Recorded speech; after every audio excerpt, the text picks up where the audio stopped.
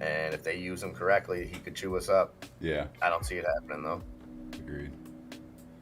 For me last week, it was not that they're, obviously a great team this year, although they were underrated going in. Arizona going into Cleveland and playing that defense and stomping them 37-14.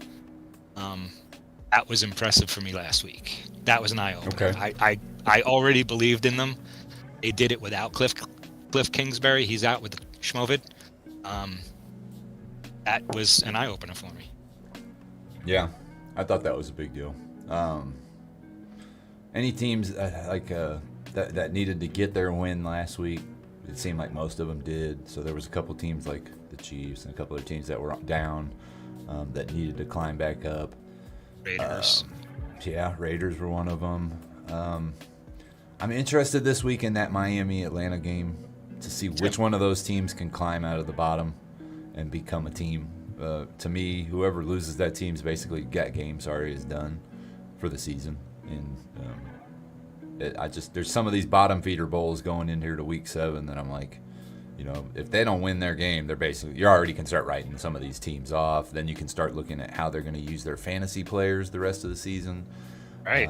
So I'm already starting to pay attention to that because the usage on players, once a team decides they're out of it, they start working rookies in. They start, looking at other options, and that can take away detractors on their number one starters. So, again, Atlanta being so bad, and maybe they start trying to work a younger quarterback in if they have 6 losses. Detroit, I believe, is about to go 0-7 today.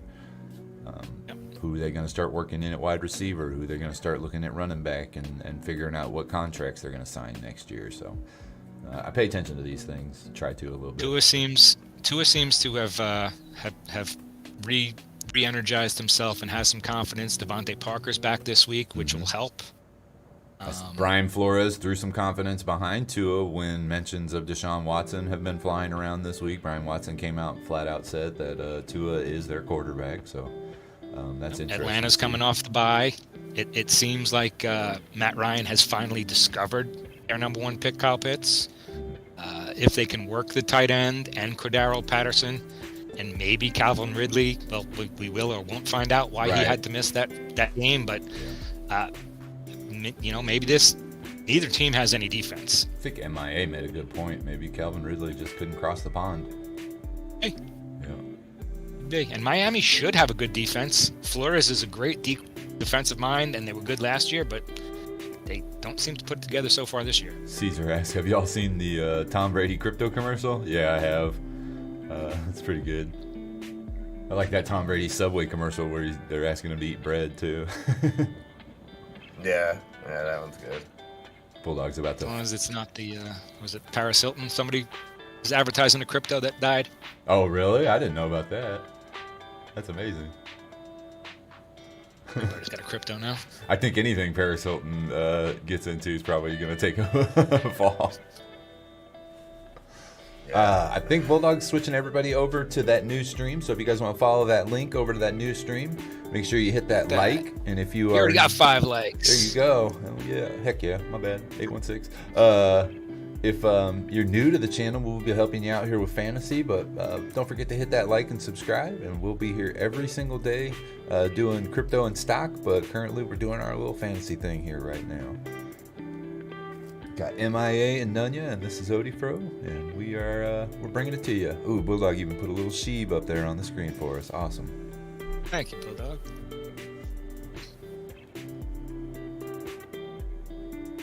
Wonder if he can slide that sheep over to the right just a little bit right off my picture. That would be awesome. We'll see if he's able to.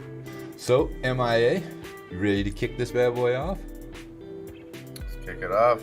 All right, I'm going to roll it into running backs here. And I want to just say thank you. MIA put some new graphics up, some new colors here. Got an updated weekly, so appreciate that. And lots of work behind the scenes. None you got a piece of look yesterday. Hey, all you guys, man. Everybody working on that. Lots of work behind the scenes, guys. Appreciate you guys. Jason Gregory. Good morning, Jason. Oh, you guys, what's going on there? I'm not seeing it. There it goes.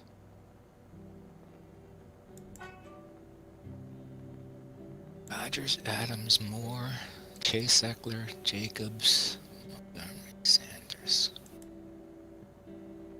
How many do you have to start, Evan Harrison? And are you traditional? Are you PPR? Or are you 1/2 PPR? Love to help on that answer, but we need a little more help. How many running backs you have to start and wide receivers? It looks like you got a heck of a team. Yeah, that's what I'm looking at. Like, you don't need any help there. Doesn't seem. Naked Dude. Good morning, Naked Dude. Good morning. Good morning, Naked Dude. Wow, that's really choppy on the stream for some reason.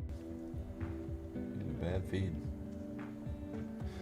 Was there any questions yet, or did I miss one? Sorry, I've got Roger. You guys already answered this one, did you? Frozen on the screen with my mouth wide open. That's awful.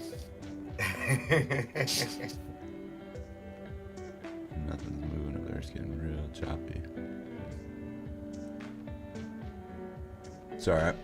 So last week, had a nice little week for Derrick Henry, Leonard Fournette, and Jonathan Taylor. I think we all know what Derrick Henry did last week, which was kind of an amazing show, and they just turn it on with him, and they can just control a game. We haven't seen that since the 80s and the 90s, really. A running back. He's a throwback. He truly is. Yeah. Yeah. Like where a running back dictates the length of the game, dictates the pace of the game, and just dictates the entire defense to the defense. Like, you're going to have to do something to stop me. And when they did, they took advantage of it. He beats them down in the first quarter, and he beats them down in the second quarter. And by the time it's the third and the fourth quarter, they're hurt, they're tired, and they don't want to tackle him. Yeah, and he gets stronger as the day goes on. Yeah, he does. Ridiculous. He truly does. Traditional, win with defense and run to set up the pass. Play action will kill you, and they have great wide receivers to take advantage of that. Evan Harrison coming in saying PPR. I have a 10-man QB, 3 wide receiver, 2 running back, and a flex, a defense, and a kicker. Okay. So Rodgers, Adams, Moore, Eckler and Jacobs. Let me look at that. 3 wide receivers. I've got Rodgers, Adams. yeah. It's a pretty decent team. Wow, What was his question? he's What's he very want to do? nice. Just which ones to start, and does he want to pick up Thomas? I don't know who you have to drop, but I personally wouldn't. I'm going Renfro, Yeah. Adams, and Chase, Eckler, and Jacobs. Eckler, probably Jacobs. Yeah, that's a lot of AFC West there and some Green Bay, but yeah, I feel good about all those. What's the tight end he's got? Jared Cooks. Yep. I'd go there. Big game tonight. This afternoon. Mm-hmm. That's just me. Okay. Adams, Chase, Eckler, Jacobs, Cooks, and Renfro. That's where I'd be rolling. Tampa and Gay. Perfect. It does put 2 Oakland in there, but I think they're going to be okay today. And they did use Renfro a little bit last week. So. Yeah, Renfro's going to get targets. And no weather in his kicker, so we're good. Right, yeah, they're home at Las Vegas. Almost said Oakland there. Eckler's on a bye? Oh, okay. Well, then you might go Moss with Buffalo. I don't know. Buffalo's on a bye. Yeah. Shouldn't have listed those ones. I would go Sanders. I would just go Jacobs and Sanders. Yeah. Right. Adam E. Lieutenant Like says, well, look at these 3 amazing Bulldog trading hosts. It may say fantasy, but these 3 superstars are making it a reality. Show these heartthrobs the love, people. Smash them buttons. Lieutenant Likes coming through on this Sunday morning with that super chat. Morning, Adam, and thank you so much, sir. Thank you. Appreciate it. Cheers, Adam. Thank you, brother. Thank you, my friend. Always appreciate all the love, support. It's And really appreciated. Thank you. a little birdie told us, Adam E., that there's going to be a Lieutenant Like sighting Oh, coming up this afternoon. This afternoon. Wait, are you saying there might be an Adam E on air on a Sunday? Me show. That's the word on the street. You mean he might get to walk in on the hottest Sheba day ever? Yep, Oh that's my what they're goodness. saying. That would be That's what they're talking about. a great way to start your first experience on the channel. That'd be awesome. Talking about Adam E., we have 25 watching and 11 likes. Oh, hit that like. Those numbers do not add up. Something Get ain't some, right. Some Hit attention to like. that like button in honor of Lieutenant Likes. Show us some love. Do you guys think Leonard Fournette is the answer in Tampa? Do you think he has supplanted everyone and he is the full-time starter from this point going forward? Or do you think there's still mix and match? I believe, barring injury, it's his job. Okay. Yeah, that's what I say. You know, I think they'll still use Giovanni and they'll still use Ronald Jones, but he's the back there. Right. I believe But that too. the whole key with that is down the stretch. Do we see him used as much as we get closer to the playoffs? You know what I mean? They may bring him back a little bit depending on Tampa's situation. They might pull away from him on colder games and then keep him useful down there in Tampa where it's a little bit easier to control the ball. I don't remember Fortnite ever having... Tom Brady is probably the fitness guy down there. You know what I mean? Tom Brady knows more about fitness and keeping guys in shape and stuff. Yeah, like, so if that has to happen, I could see Jones, Bernard getting more play down the stretch and them holding Fournette out for the playoffs. But until then, I see him being the feature back at this point. Absolutely. They have that division locked up. And there's 17 games, and they might have to go to some weather or something where you can get soft tissue injuries. You might see somebody take a seat here or there. Yeah, it's true. Yeah, because they've got a plethora of running backs that they don't necessarily have to destroy him to use him in the playoffs later on. So I'm kind of interested to see what they do with him. He's been doing the full work, though, mainly. And he's been, look, you can see 30 points last week, so he's getting it done. Jonathan Taylor came alive for 2 weeks in a row now. It wasn't a fluke. It was actually 2 weeks in a row, and he did it strong last week. Like, as long as that offensive line can stay what they're doing, which I don't think anybody expected after Costanza went out. Yeah, imagine what he's going to be when they get that line back together. Right. I follow a website that does dynasty rankings. Okay. And he has now surpassed, although he's glass also, he has now surpassed Christian McCaffrey as the #1 dynasty guy. Because of what they have with that offensive line? Because of what they have and what he's truly showing now. When they get Costanza back, he's a beast. Yeah, he is. Oh, H2O bubbles. Sports. We love you, H2O Bubbles. We'll be gone about 1 p.m. Eastern. We'll go back to the crypto channel, and everything will be back normal. Lo-fi beats and all. Just here for a little bit. Yes. Good morning, Water Ape. Oh, good morning. Oh, that's the way you call Bubbles, huh? That's what she said, how she likes to be addressed. I asked her, I'm like, is it water bubbles, H2O bubbles? How do you say it? She said, just call me Water Ape. I said, okay. We'll call you Water Ape then. Thank you, Loki. We appreciate it, man. We appreciate you hanging out. We do. We like hanging with you. So let's move on into the Week 7 projections here, guys. We'll get a little discussion going on these running backs on Week 7. I think that worked for everybody, right? Make sure. All right. Yeah, Adam, the other day I walked away to refill my coffee, and by the time I came back, I was on Claybro. I had no idea what was going on, and it was just I guess it went to commercial and it didn't bring me back to this channel. I was on Claybro. I was confused. So yeah, it happens.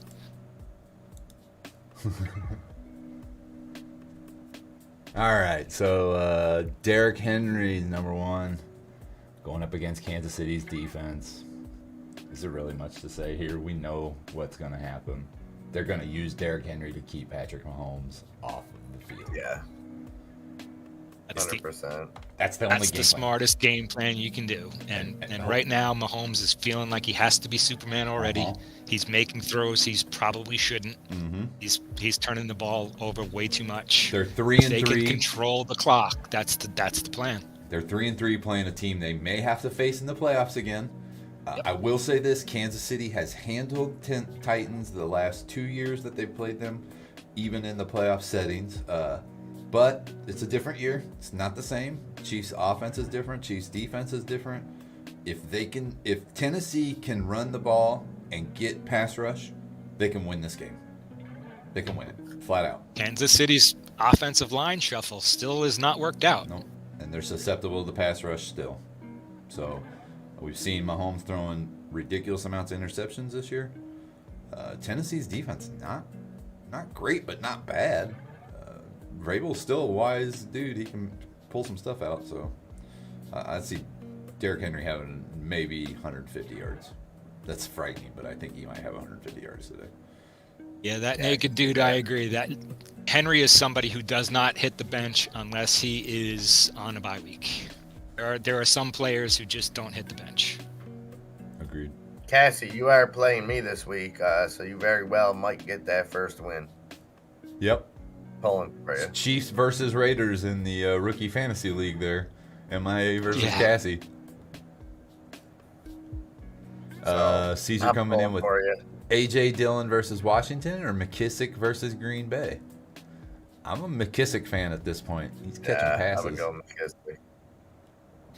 Yeah, if you're talking about in PPR league, I like that. And I don't know, Gibson was questionable, so he's not going to be 100 today. And even if, I was just going to say, even if he plays, which I think he's expected to, McKissick has a role on that team. Yeah, definitely.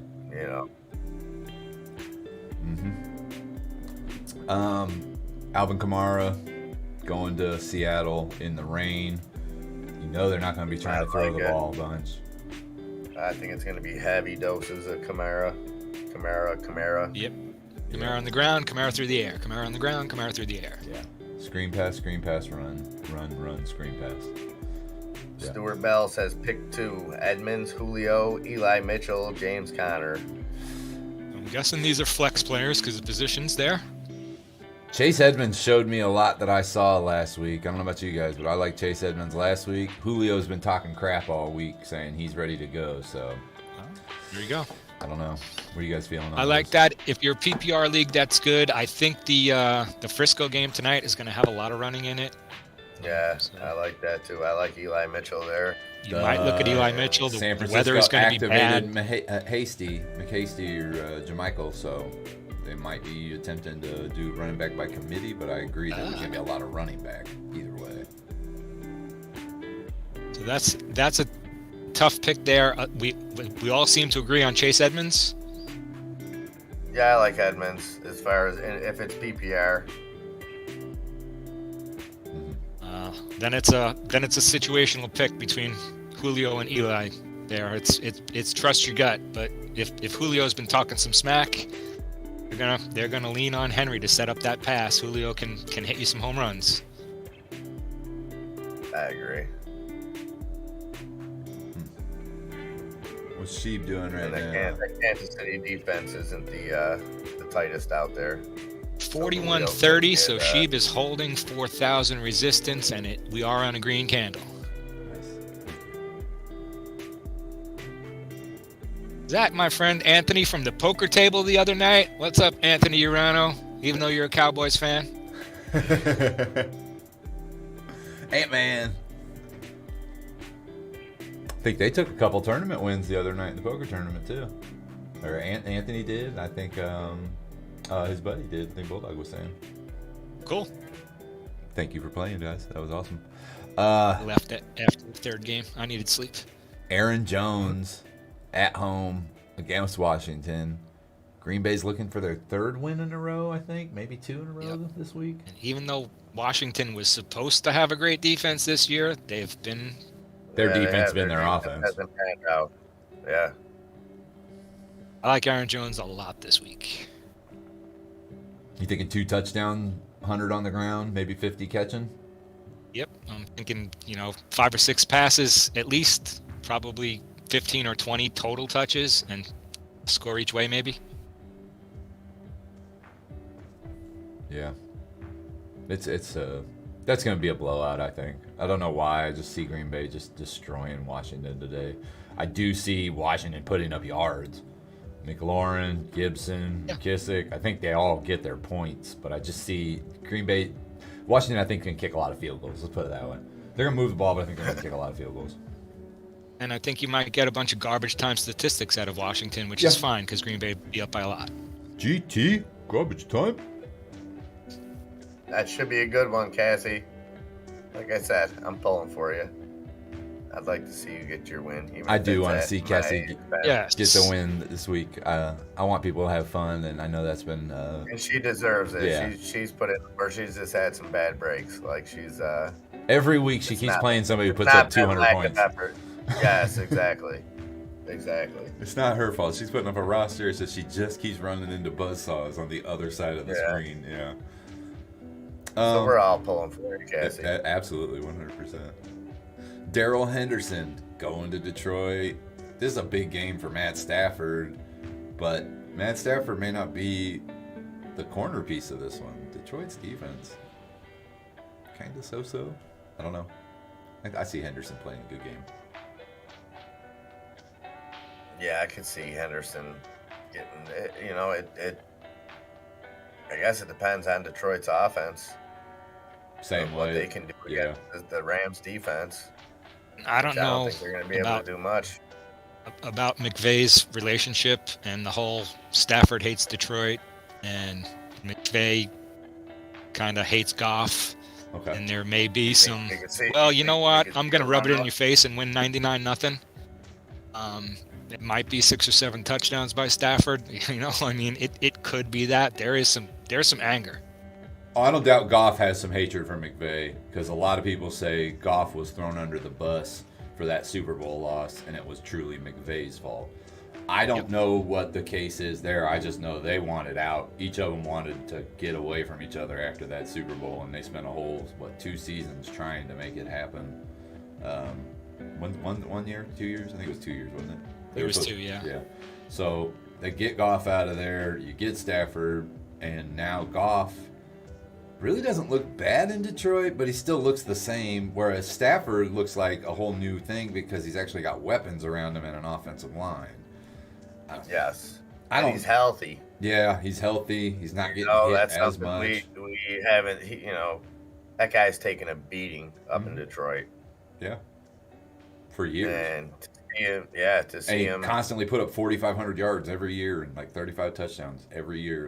Didn't matter what they gave him, he was still getting it. It's tough to gauge a quarterback like him from his time in Detroit because a lot of that was garbage time. Yeah. You know what I mean? Right. But it's not because he was terrible because everybody knows what Detroit does. They kill stars. Mm-hmm. Yeah. You know what I mean? Draft them high. Don't give them help. They forced 2 of the best players of our era to retire early. Positional icons. Organization. Yes, exactly. So true. Nobody can deny that. I'm not putting Stafford in that category as those 2, but still, it's not. It's hard to say because a lot of people I think weren't sold on Stafford and thought he was done, and he's proven everybody wrong this year. I mean, it helps that I think Stafford's a franchise quarterback. I'm not willing to write him up there as a Hall of Fame. He hasn't won a playoff game ever. But he is a franchise quarterback where you can build a franchise around him. And Detroit doesn't build franchises. Detroit just gets a player.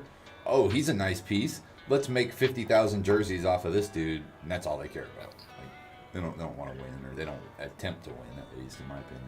But Stafford can make I a agree. mistake now. He's got defense to take care of it. He's got the Jalen Ramseys and he's got the Aaron Donalds.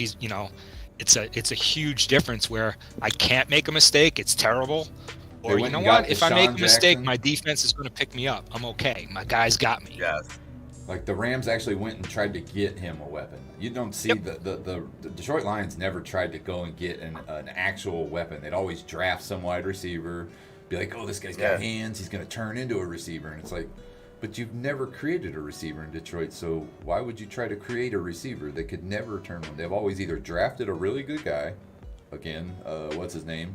Calvin Johnson, who came out of the draft on fire. Barry Sanders, again, came out of the draft on fire, but they've never created any offensive weapon there with their own coaching scheme. So it's like, I'm good with the Lions. Just dump off all your good players and let them go play other careers somewhere else. Yes. Can be the farm team for some other players. Mm-hmm. Okay, we have a question from Larams23. Oh, okay. In PPR, who we playing? Collins with a likely limited role, Gainwell, or Stevenson from the Patriots. So Gainwell is going to get split carries and receptions also in Philly. I'm going Stevenson's. Yeah, I would go. Stevenson probably. I don't know. I think it's tough because with Collins being banged up, but him being one of the only options over there. So if he plays, I think he has to. He has to get a workload. You know what I mean? It's questionable if he plays, but if he plays, I think he's getting some. Higher ceiling. Yeah. After him, I would go with Stevenson. Me too, because he'll get some of those old, those James White reception type. Vulture plays. And Laram said it's a PPR league, so you got to take that into consideration. We'll say Brandon Bolden is there as well in New England, so there's basically a 3 running back situation there. So there is, but he's kind of the change of pace to Harris as far as getting the handoffs, whereas Gainwell, I don't see, you know what I mean? I see him just as a backup. Emergency. Yes. Yeah. I hope that helps LA Rams 23. I mean, I like Gainwell as far as talent, but with Miles Sanders should be the focus. There shouldn't be a lot of room for both of them to eat, I don't think. Just to remind everyone, I know we're kind of going through this. I am keeping my eyes on Twitter as I can to see if anything new is coming through. We are getting closer to the normal time where players start to get listed as out as starting, so we'll keep an eye on that and we'll get you updated anytime we see new updates coming through. Let's wrap up running backs here on the projection side. Jonathan Taylor, we kind of got into this a little bit earlier. I'm really bullish right now on Jonathan Taylor. He's produced 2 weeks in a row, but he's running into a San Francisco team. It's rainy. It's not going to be a passing game, so he's going to get the attempts. Do you think he can get it done in San Francisco? I kind of tend to think he will get it done tonight. I think he will. I don't see another option. Right. That's where I stand. Between the weather and him being their best, regardless of Costanzo, I think he gets the workload. I think San Fran might be tough, and I think they're going to sneak a 7th man in the box. Yeah, just to take care of that. But he's another one of those guys like the people above him on the list. Unless it's a bye week, I'm starting him. Ty is out, so I'm kind of looking towards Zach Pascal being a receiver for 5-yard little outs. You got the Mo Alley Cox, and what's the other tight end they got there in Indianapolis? I can't remember his name. But anyways, and I think they play a lot of 2 tight end sets today to keep San Francisco's pass rush out of Carson Wentz's face. Chip. Yeah, lots of chip, a lot of screens, a lot of RPOs maybe to try to keep the defenders from collapsing and trying to keep them outside so that the pocket can at least stay as wide open for a short time. But that rain's going to really tell you what's going on in that game. If that gets to be hairy, it's just going to be handoffs. And that way, that's points for Jonathan Taylor, in my opinion. Yep. Yeah, I agree. I'm The gonna. Dog's got a question for us. And Wentz has looked good the last couple weeks. As much as a Wentz fan that I'm not, it's it's highly based on the strength of the running game, that offensive line. I don't think Hilton being out will hurt him much. He came back, he had one game, so I don't think it affects game plan much. They've been used to playing without him. So Bulldog, I do believe I read that Rashad Penny will be playing tonight, and I think personally I like him over Ramondre Stevenson, who will get maybe limited role. I don't know about anybody else's opinion, but he looks like he should be the heavy load for Seattle tonight, Rashad Penny. Yeah. Yeah, coming off that IR, I guess there's always a risk starting somebody their first game back off the IR, but he's been there, since week 1? Yes. So I would think that he's healthy. I think they would have rushed him back already. If it was a rush type thing, I think they let him heal, because they're in a tough spot over there with no Russ, no running game. And Caesar, I am hoping to use Ryan for the rest of the year, but yeah, probably streaming.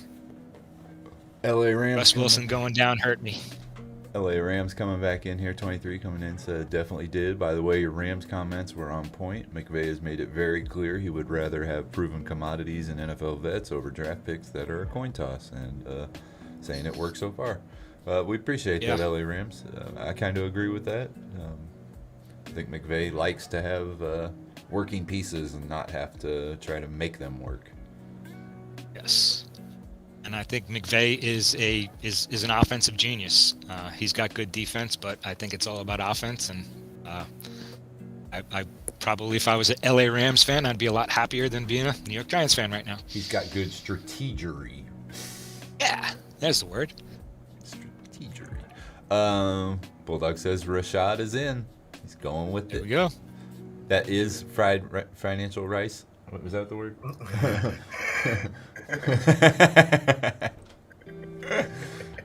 Fried financial rice.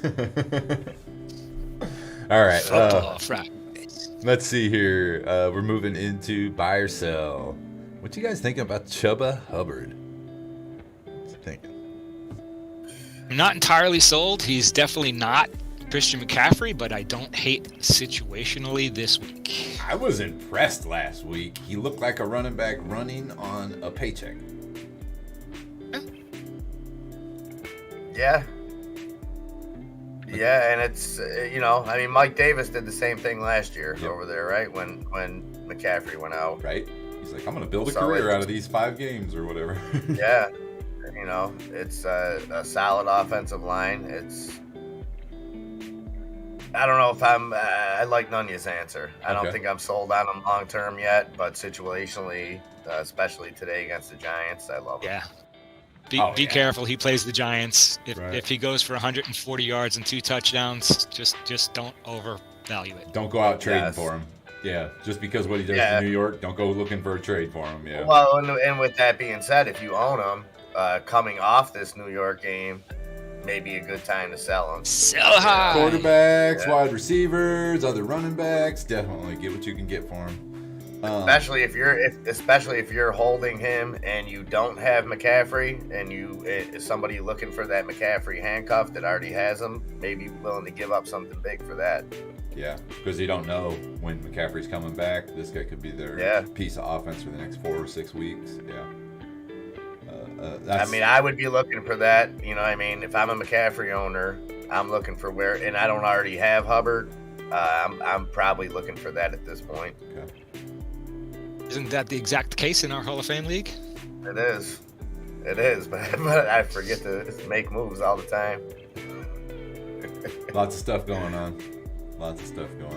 Do as I say, not as I do, none I was yet. gonna say, last week we sat here and talked about 2 or 3 certain players, and then noon came around my time, game started. I'm like, oh my gosh, we sat here and talked about these players being out, and I didn't even pull them out. So I had players sitting on my roster that I completely missed. It's just like stocks. I get so involved in other people, stuff, everybody else, I forget. It happens. So true. Mike Sanders, Philadelphia going to the Raiders today. Raiders are going to probably put a stop on anything Jalen Hurts does. So do we think Sanders... let me put it this way. If you have Sanders in your roster, are you putting him as a starting running back by choice or emergency only? I'm selling, and he's a flex option for me only. Mm-hmm. I don't like the game. I like Oakland, Vegas's defense, and I'm selling. I agree.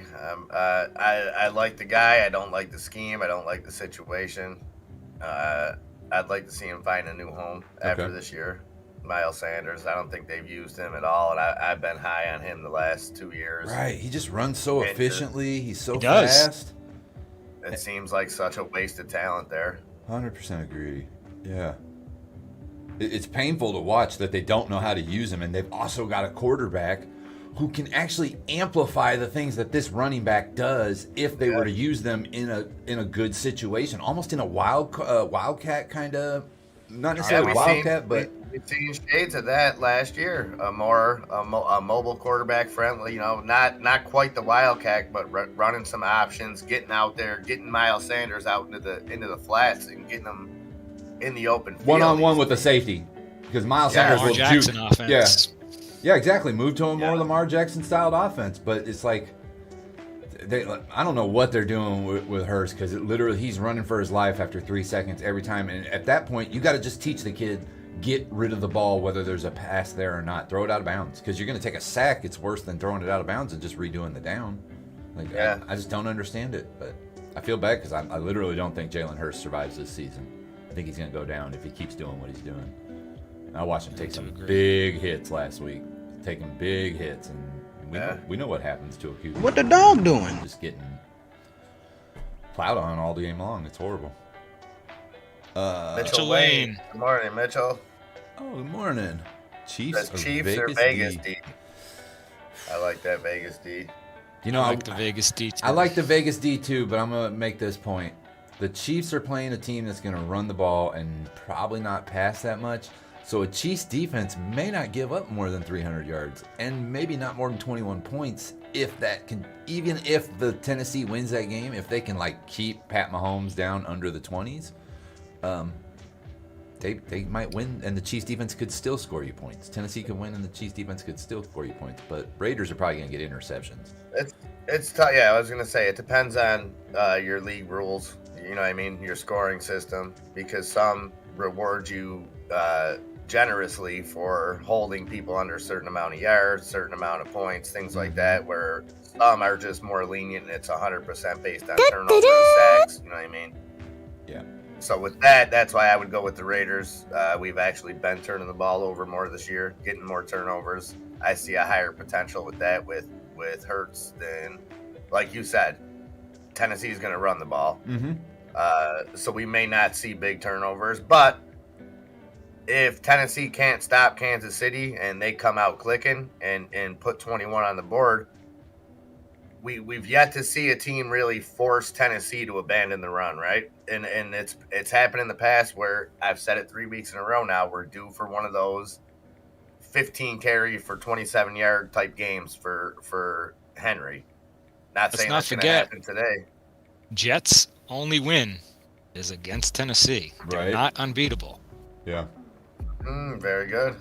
Very true. That's a good stat to bring up. Yeah, they're not unstoppable. TikTok has a good point that Vegas is at home and Kansas City's not. True. That's very true. Vegas has the use of their crowd, and they have a very inspired crowd, I would assume, now that they won without Gruden. And now they're back home in Vegas, starting a new era, even though they just started a new era, but now they're starting the post-era of Gruden in Vegas. So they have a opportunity here to just turn this whole thing around and maybe become a playoff contender that can win. I'm not a Raiders fan, but I'm still interested in the storyline. I'm not going to lie. It's in my AFC West family here, and it's an interesting storyline for sure. All right. I think that completes our running backs for the week. I'm going to move us into defense. I'm going to step away for 1 second and refill my coffee. If anybody else would like to do that, I don't think that would be a problem. Yeah, I'm gonna. It's that time to let them dogs out. Just Who about. let We're them dogs will be, out? so I'll do that now. While we can take a Play little quick. lo-fi beats for 5, and we'll be back. Yeah, that's perfect. Get y'all do a little fade here real quick. Hold on for 1 second. And we will return and we will do some defense with you guys. All right, I'll be right back.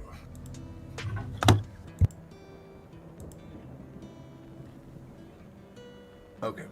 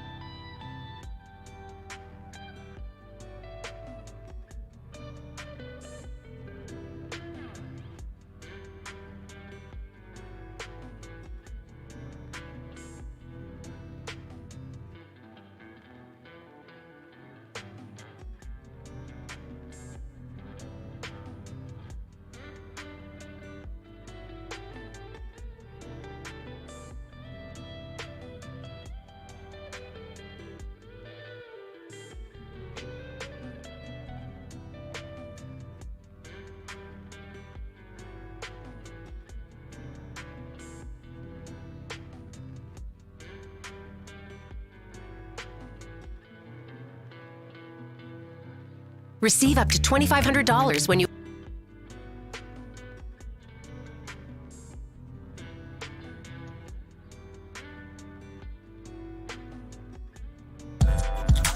making cryptocurrency. Check my wallet, watch it grow. Trade some Litecoins, get that percentage.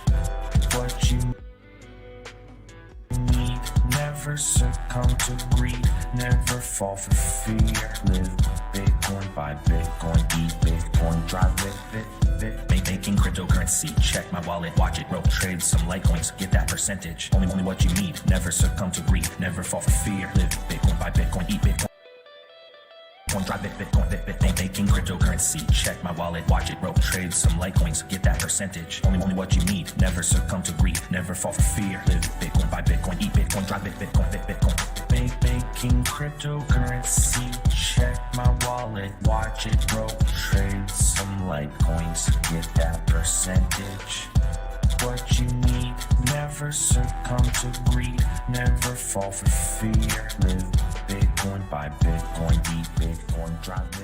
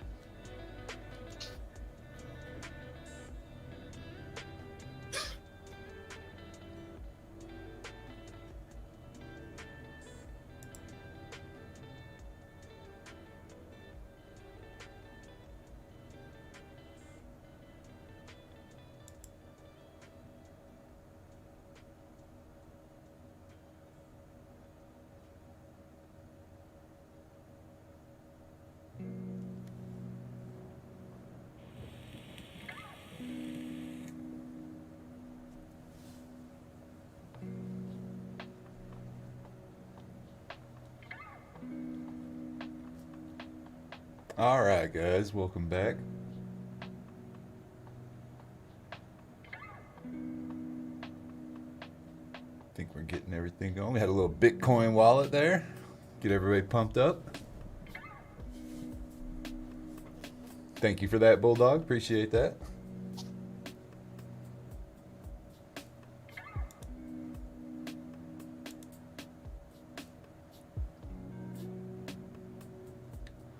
Looks like we're starting off a nice Sunday morning here. Again, Harley Knight, Caesar, Mitchell Wayne, everybody, thank you so much. If you're new to the channel, we're bringing this to you live every Sunday morning here on Bulldog Trading Network, and then we'll go back to crypto and stock, and we'll hook everything up every week. Sorry, I'm getting lost there. I was reading something, but definitely have the crypto and stocks going for you guys Monday through Friday, and on the weekends we'll bring all crypto to you live. Right now it looks like Sheeb is currently trading at 0.00041 cents. Big gains on the day, and we just want to say thank you and welcome to everyone joining us. We already went through our running backs on the day. If you have any fancy questions or anything, feel free to shoot them our way. We'll get you answers here. And I believe when everybody returns from this little coffee break, we'll get started into defenses. All right.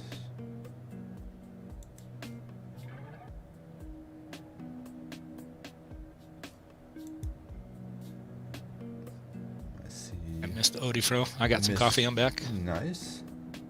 We had a nice little break there again. And just to let everybody know, Nunya is joining us today. He was first time joining us in the Bulldog Fantasy Live. Just hope everybody shows a nice welcome. Maybe throw some green hearts up for Mr. Nunya Business, bringing all his fantasy expertise here too, and all of his crypto information as well here to the channel. And we appreciate that so much. Thank you so much, Odifro and fam, and it's absolutely my honor and pleasure, man. It's a good addition. It's a good addition. Shout out to Caesar. Some good ideas. MIA is probably walking the dog. What's your favorite defense to play, or what's your strategy for picking defenses weekly? What do you like to do? So I am an absolute streamer. I do not believe in defense, although I have seen them win many a people a week here and there. Okay. I chase bad teams, and I want to find somebody against them. My strategy is typically to look 2 weeks in advance, because by the time you want to go against the Jets or you want to go against the Texans, somebody has them. Okay. Generally have enough roster spots, so I stream weekly, but I stream 2 weeks in advance. I like that. I've never thought about going 2 weeks early, but you are right, because when you get in there on Tuesday afternoon and you're like, who's playing the Lions? And you can't find the guy who's playing Lions, but you can always find the Lions, D. It's too late, or you have a bad waiver position. True. But if you jump, you got the shot. I might start using that. I might start taking that, because I definitely I try to play weekly on defense. I don't want to waste the time drafting a defense early in the 6th round, 7th round, 8th round. So I'm even 12th round. It's like I'll just wait till the freaking draft's over and find my defense. Like I'll drop a player that I drafted and then get a defense. But it doesn't look always at our work. league, right? Of super intelligent, experienced fantasy football players, and a guy like Jamar Chase goes in the 16th round. I don't want to take a defense there. Yeah. Right. Yeah, not when you can still get Jamar Chase. Not when. You're getting some love for your background there, Nunya, in the chat. They are loving your spooky background. Thanks, everybody. That is all credit to my wife. I can't take any credit for it, but she loves the holidays. This is not her favorite holiday, believe it or not. So I can't wait to see the Christmas. I got some Christmas in store for you, but yeah. Do you get to go and drag everything down out of the attic every holiday? You grab that box for me? I definitely do some heavy lifting for it, but it makes her super happy. But it's worth it. Dragging it out and putting it up is a chore, but it's never terrible. It's taking it down and putting it away, because you get no joy or anything out of it afterwards. Now, rolling up those cords of all the lights for whatever holiday it is never fun. Climbing up on the roof is never fun the second time. And usually it's at the end of winter, so it's cold. And yeah, it's never... Even some people wait till May. But D-Grade coming in, Dolphins all the way. We're going to the Super Bowl. No, that's never going to happen, D-Grade says. I don't believe that. Not this year. Not this year, but someday you'll get there. MIA's dog got out of the gate, so he's probably chasing puppies down the street. Hopefully everything's Hope it's cool. the chupacabra. Yeah, no doubt. People won't try to pet it or draw it away. They'll be like, no, get away from me. I'm scared. Good morning, Anonymity T2. Hope you're having a good one. Thank you for joining us here on Bulldog Trading. We're doing a little fantasy live here for you guys. Don't forget to look over in that lower corner and check out what Sheep's doing, though. That's right. Cheers to everyone. Cheers. I know people can't see it because we do have the Sheep rolling. I'll just go over a couple of these tweets while we're waiting on MIA return. Von Miller's leg was not broken for the Denver's D. He's looking okay. Rob Gronkowski, Antonio Brown, Levante David, and Richard Sherman all out for the Buccaneers today. Travis Kelce, Tyreek Hill for the Chiefs will play. Or are likely to play as of right now. T.Y. Hilton for the Colts already ruled out. That we've already talked about that one. That's a big deal for anybody who went and signed T.Y. or had him. There's a lot of rumor going on. I know we were kind of mentioning this last night about Deshaun Watson possibly getting traded to Miami. I have not seen any confirmation of that yet. It sounds like it's all rumor. The Giants have ruled out Galladay and Saquon, of course, and what's the other kid's name? Kadarius Toney as well. Yep. Sony Michel will play today for the Rams. That could take away from Henderson, who we just discussed, but I haven't seen him play very much all season, so I don't expect him to take too much. Alex Collins is listed as questionable for Monday night's game, but more than likely he'll play. But I hate having questionable Monday night people. It leaves you in a lurch. Latavius Murray is out in Baltimore for the Ravens. You might see a little more of that rookie running back and maybe some Le'Veon Bell today. They've got such a weird running back situation up there. It's hard to tell you who's gonna play up there. I did see Gibson and McLaurin are expected to play for Washington as well. And Jimmy Garoppolo will be playing for Trey Lance. Trey. Yeah. Over in 49erville. Oh, excuse me, I got a hiccup there. All right. That's big for the Niners to have Garoppolo back. Yeah. It is a big deal, actually, in a lot of senses, because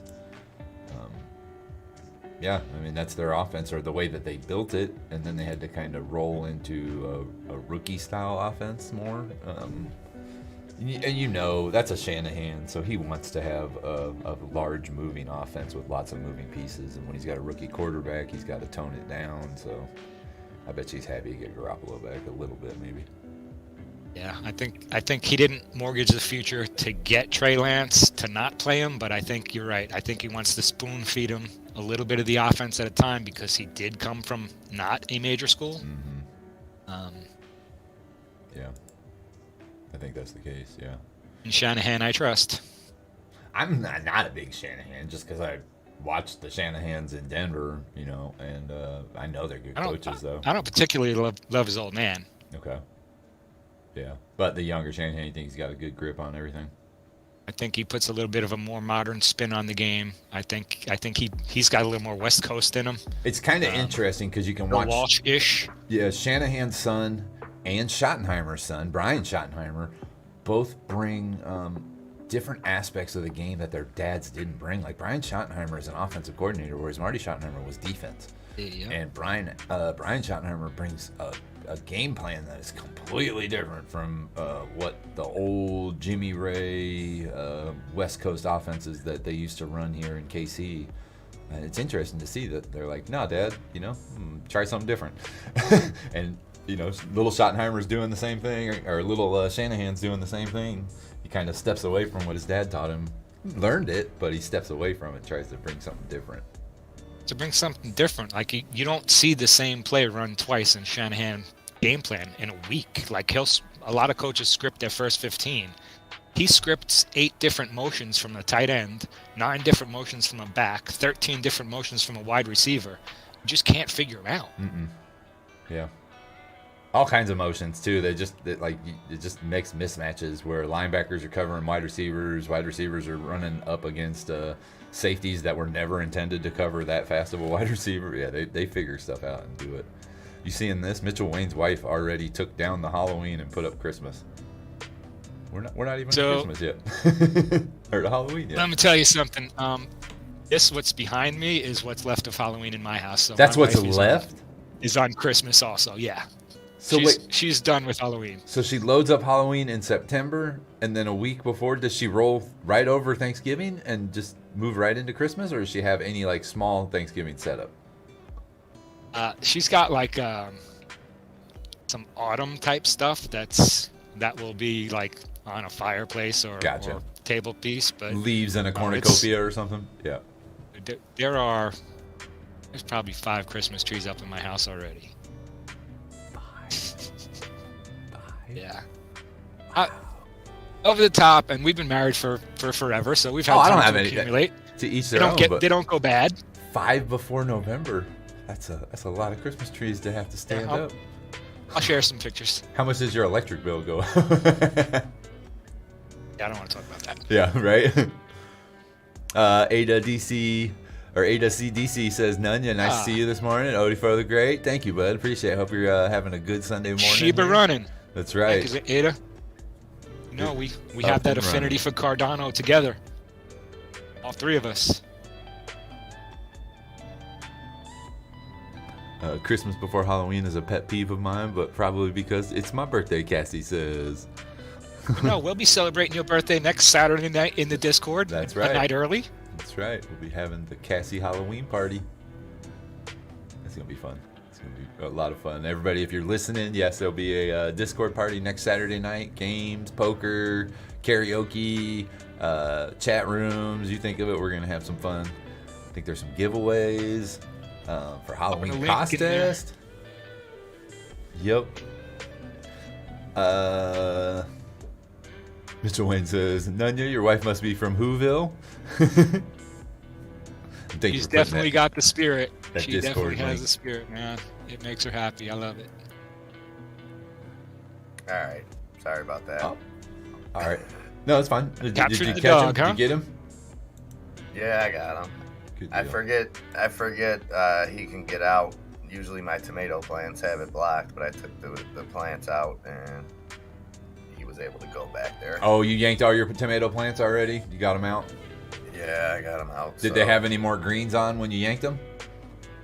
A little bit. I pulled a bunch of green ones that I got like sitting on the windowsill, see how they make out. Yeah, I've been looking into green tomato salsa. I know this is way off topic from what we normally talk about here on the channel, but yeah, I got a bunch of extra green tomatoes. I was about to start pulling my plants, and it's like, well, what do I do with all these green tomatoes? Because I'm going to kill these plants, but I'm going to look into some green salsa, some green tomato salsa.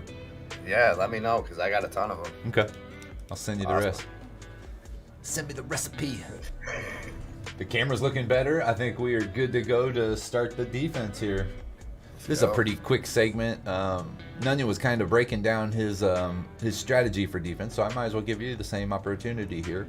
How do you do your defense from preseason through the season? MIA, what's your plan for defensive strategy when you're picking defense or moving defenses? What do you normally like to do? Unless there's like a standout couple defenses going into the year, which there always is, you know what I mean? This year, I guess you would say the Rams, you know what I mean? They were probably the highest coveted. The Cardinals, they were up there. They've been a little surprising. Tampa, we knew what their defense was capable of. I don't waste too high of picks on them. You know what I mean?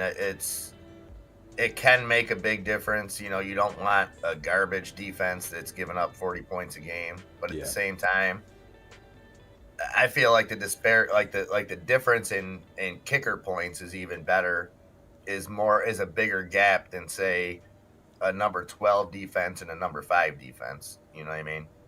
So it's not that I don't take it seriously or I don't look into it. I don't put a whole lot of stock into defenses unless unless I can get that second one off the board. You know what I mean? If the number one defense goes and I'm in a draft and I'm in a position to maybe get that number two, I'll jump on it. If not, I'm taking my defense in the, third to last, second to last round, somewhere out there. In my averages weekly, just looking at like my boards on every team, I try to say 8 points. 10 points would be great. And that's kicker and defense. Like if I can get 8 points out of kicker and defense, and if they really can get me 10, then I'm like, that's a good week. That's a good week. If my defense ends up scoring me 15 on an interception, maybe a pick 6 or something, bonus. But 10 points is what I'm hoping I can get. 8 points is acceptable. Anything below 8 points on me on defense is a loss. It's basically an over on your guy. So if I can find something, I don't care what team it is. It's just a matter of, can you get me 8 to 10 points? And it's all about situational plays too with defense. And it's like for me with defense and kickers, whoever I draft, I roll with till their bye week, and then I'm pretty much streaming the rest of the season. You know what I mean? Unless I come across something that's solid, I have no problem with flipping kickers and defenses. Before we get into defense here, Cassie acknowledges I have a bunch of green tomatoes and cute homed African cucumber that unfortunately won't have enough time to grow before the freezing course. That's the freezing starts. That's what I think that probably MIA was trying to tear out his plants, and that's where I'm looking at too, because we got down to 39 degrees here Friday morning in Missouri. We were in the 30s this morning. We had some frost out there this morning, so. Yep, it's starting. It's almost time. And I'm one of those people, I would rather, I don't want to wait until it's in the 30s to have to do yard work. Right. Like I don't like the cold like that. I don't mind the snow if I'm bundled up and stuff, but in something where like you can't bundle up to do it because you're sweating.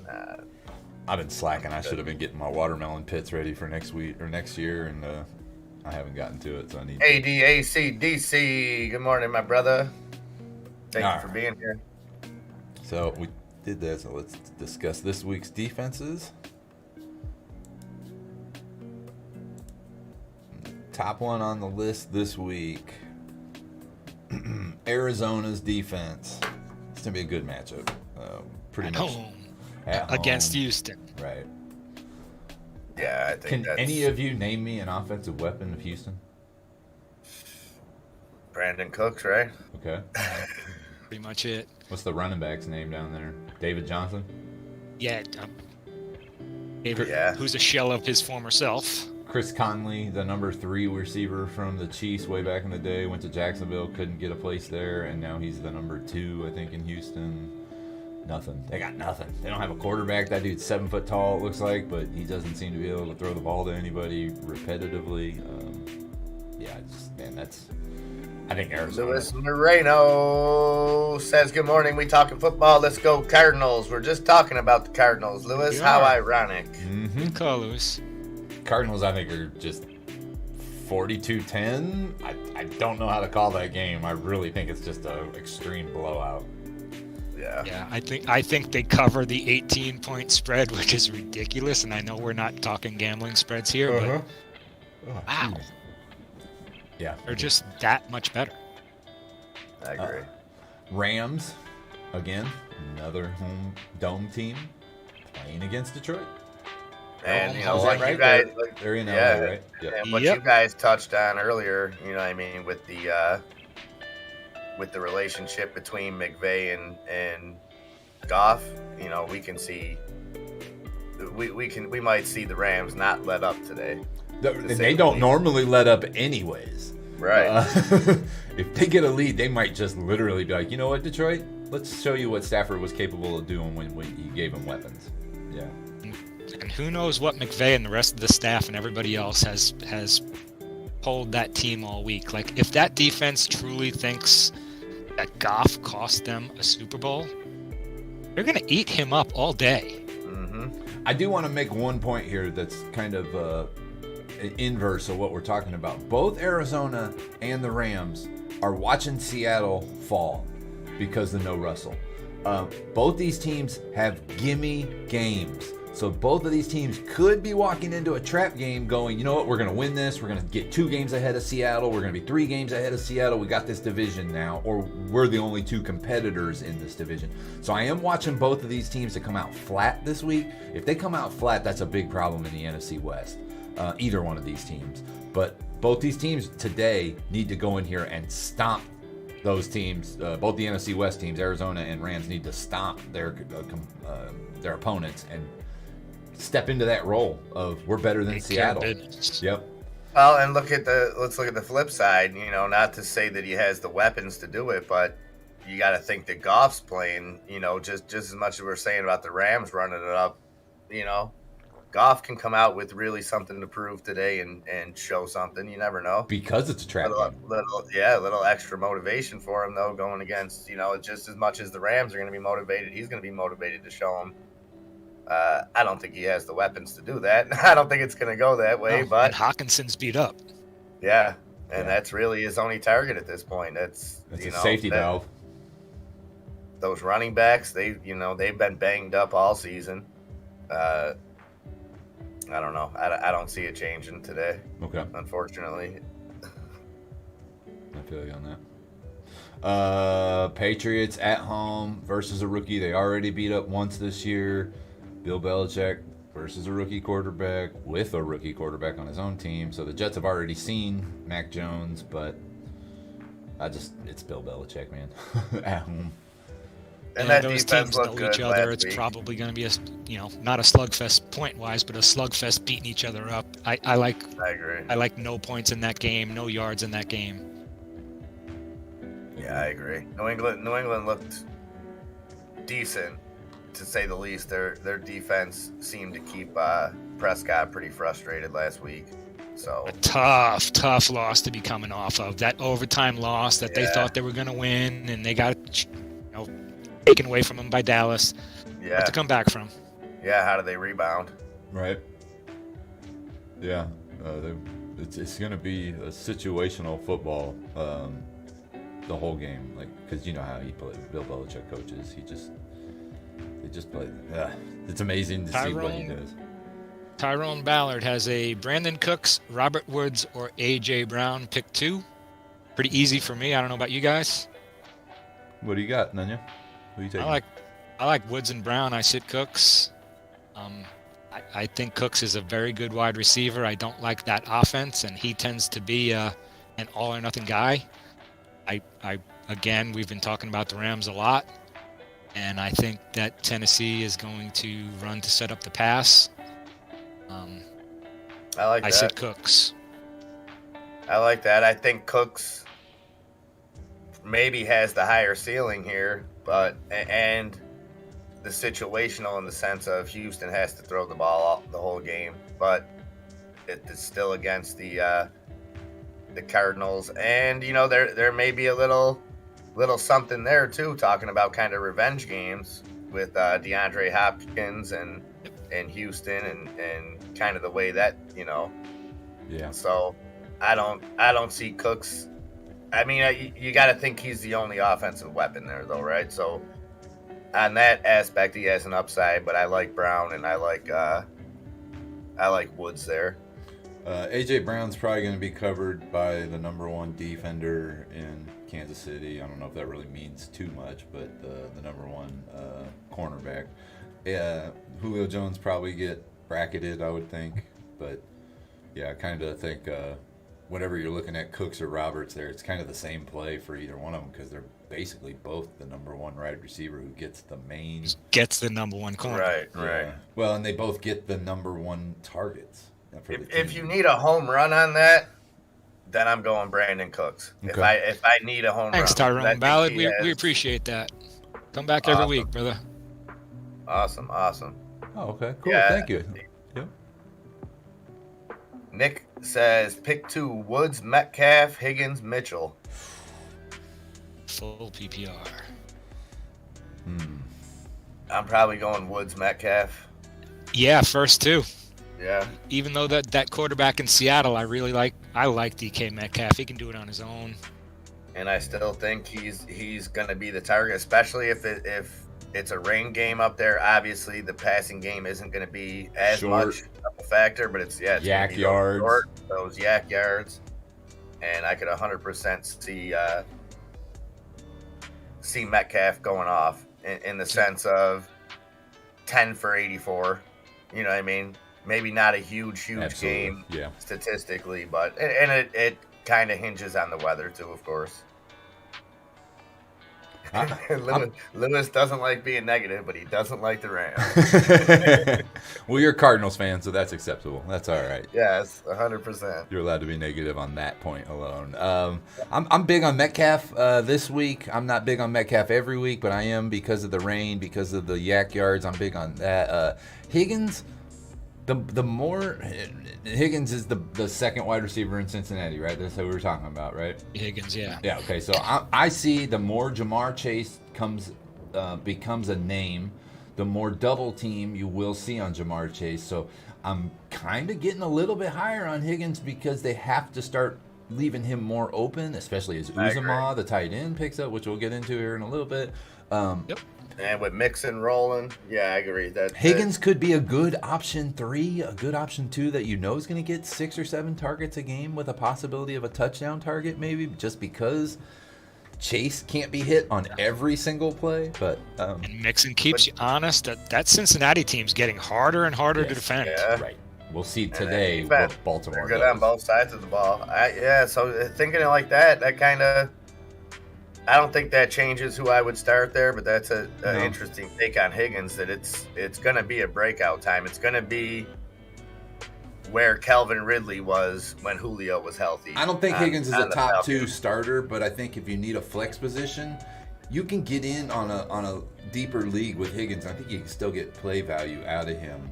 And he's going to keep getting better and better, I believe, throughout the season, because the more Chase scores and the more Mixon gets running, the more that leaves this guy wide open. And you can clearly see Mixon or Burrows does not mind throwing the ball downfield. Like, he's not afraid. No, he's another one that improves every week, I think, Which makes his players around him better. Yeah. What do you think of Burrow so far this season, Nanya?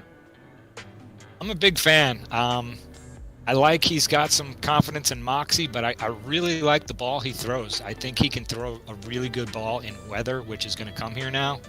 He's an RPM guy. That ball spins. He does not throw a wobbly ball. I'm a big fan. Yep. I like his trajectory too. He knows how to drop it down. He knows he's not a flat trajectory guy. He knows how to put it up and drop it into the breadbasket of the receiver. He can find Trey corner Lance. shots. He can do that. Sorry to interrupt, but that San Francisco rookie Trey Lance has nothing but a fastball so far. Okay. Flat trajectory, that's all it carries. It's hard to nail in corner over the top of safeties. It's hard to get it by linebackers when you can only do that. So you see Burrow he's able seems to point be it. able to. Yeah. When he needs to, he can zip it in, but he can lay it out there. Look at he's got the relationship with Chase from LSU. Yeah.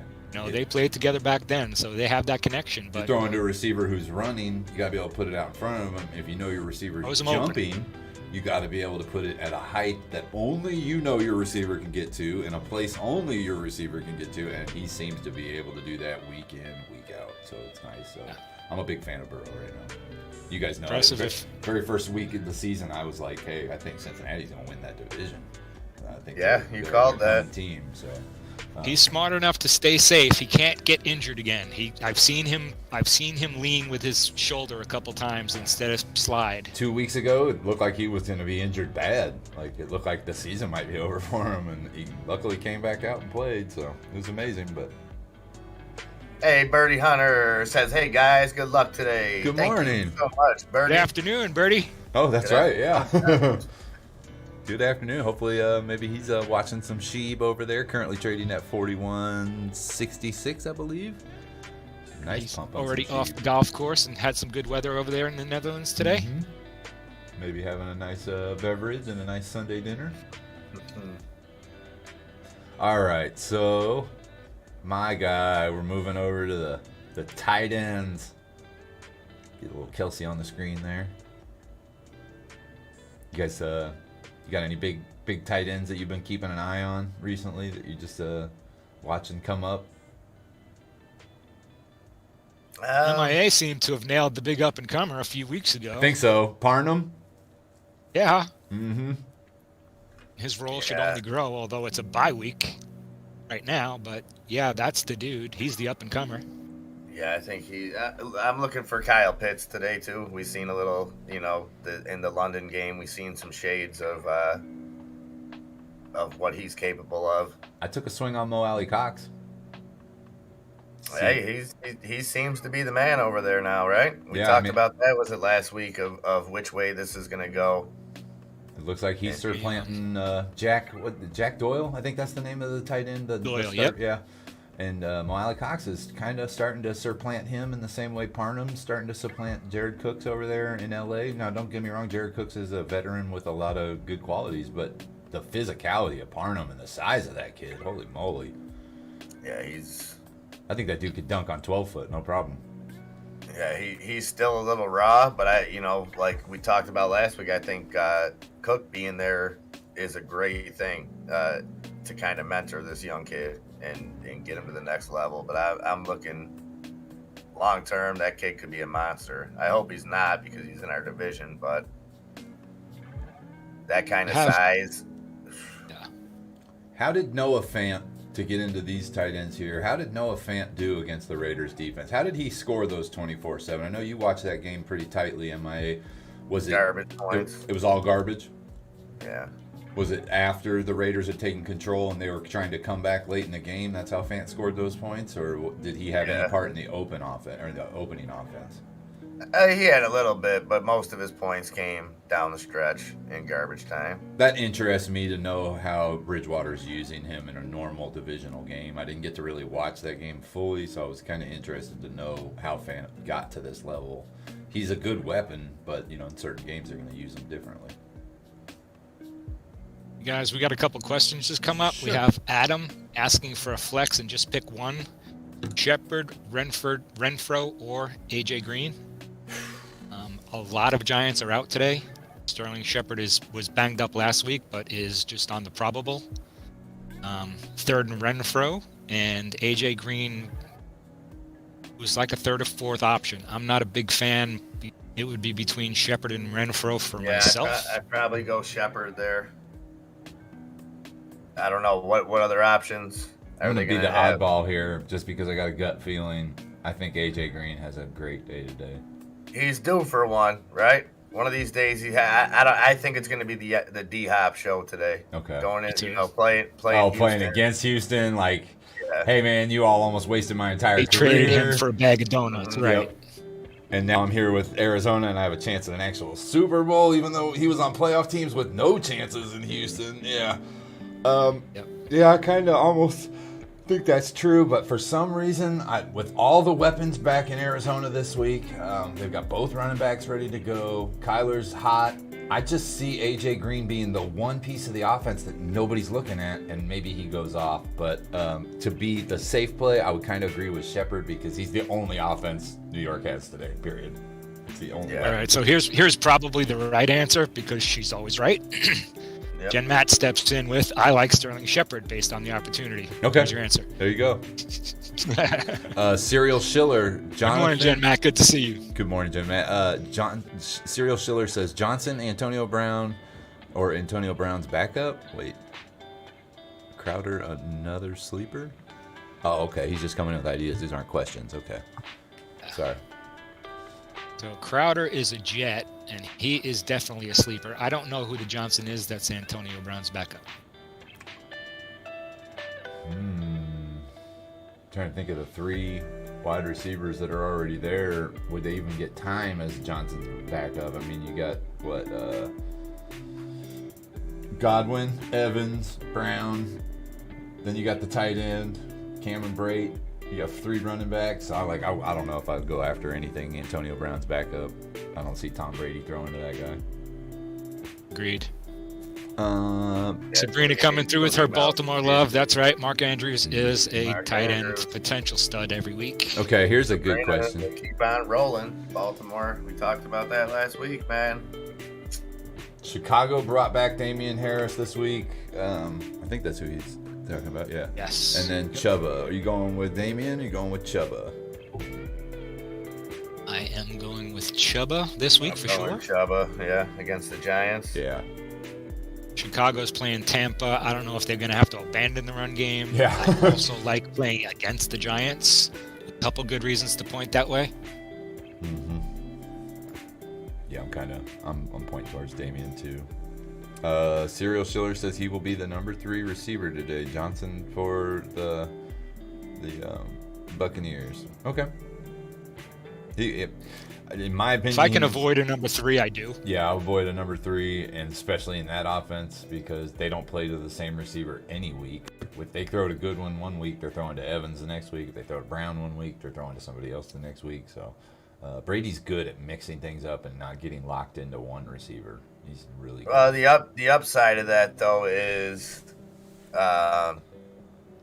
when Antonio Brown's on the field, he's a presence as well. So now with him up there, you might see the focus more on Evans. That could pull away from that third receiver. It could pull away. You know, we've seen Brady make superstars at least for a week out of no names before, right? So it's possible. It's not something I would put trust in. It's definitely Here's one of those DFS ones. You might be able to get this guy for dirt cheap in a daily fantasy value league, but you don't necessarily want to apply him in a year league. Yeah, and his last caught passes, let's see, he caught 3 passes for 42 yards on 3 targets versus the Dolphins in week 5, but sandwiched that performance with 2 outings with 0 receptions. But it could be an opportunity. It could be an opportunity with him. Who knows? Hey, Serial Schiller, if you're doing FanDuel, I have a tight end with a pretty good trend coming up next that may be able to save you some dollars and make you allot some more dollars to a quarterback, or running back, wide receiver, something you want. There's a pretty decent trend in tight ends that I will point out in a minute. Nice. Okay. Stay tuned, my man. Yeah, that changes everything for FanDuel. I like a play like that. A guy buying cheap with high upside. Right. Yeah. Play. That's what I was getting at. Was that his DFS value might be awesome because you can get him at dirt cheap if he is going to start at the third wide, and then if it is one of those days that Brady turns him into a superstar for one day, you make money on that DFS big time, or at least you win your DFS. 100%. The cell phone bazaar. AJ Brown is for sure out today. Are we seeing some new updates on AJ Brown? Really? That's huge for the Chiefs if it's just Julio by himself. Wait, hold on. Let me just make sure. I saw it earlier that it was trending towards out. I want to make sure if it's for sure. Check and see if you can find that, because as a Chiefs fan, I'm interested in that. Yeah, that has big implications all around. Good morning, Robert Harris. Caesar got it. Robert Harris. I'm seeing some headlines that are saying it's clear the Titans staff is lying about these injuries to AJ. Yes, that's exactly what I just read. It might be because they had Julio on a media tour this week. Like, I'm fine. I'm great. I'll be here. I'll be playing. Like, they wouldn't talk about AJ Brown, but it was like they were trying to put up some shield.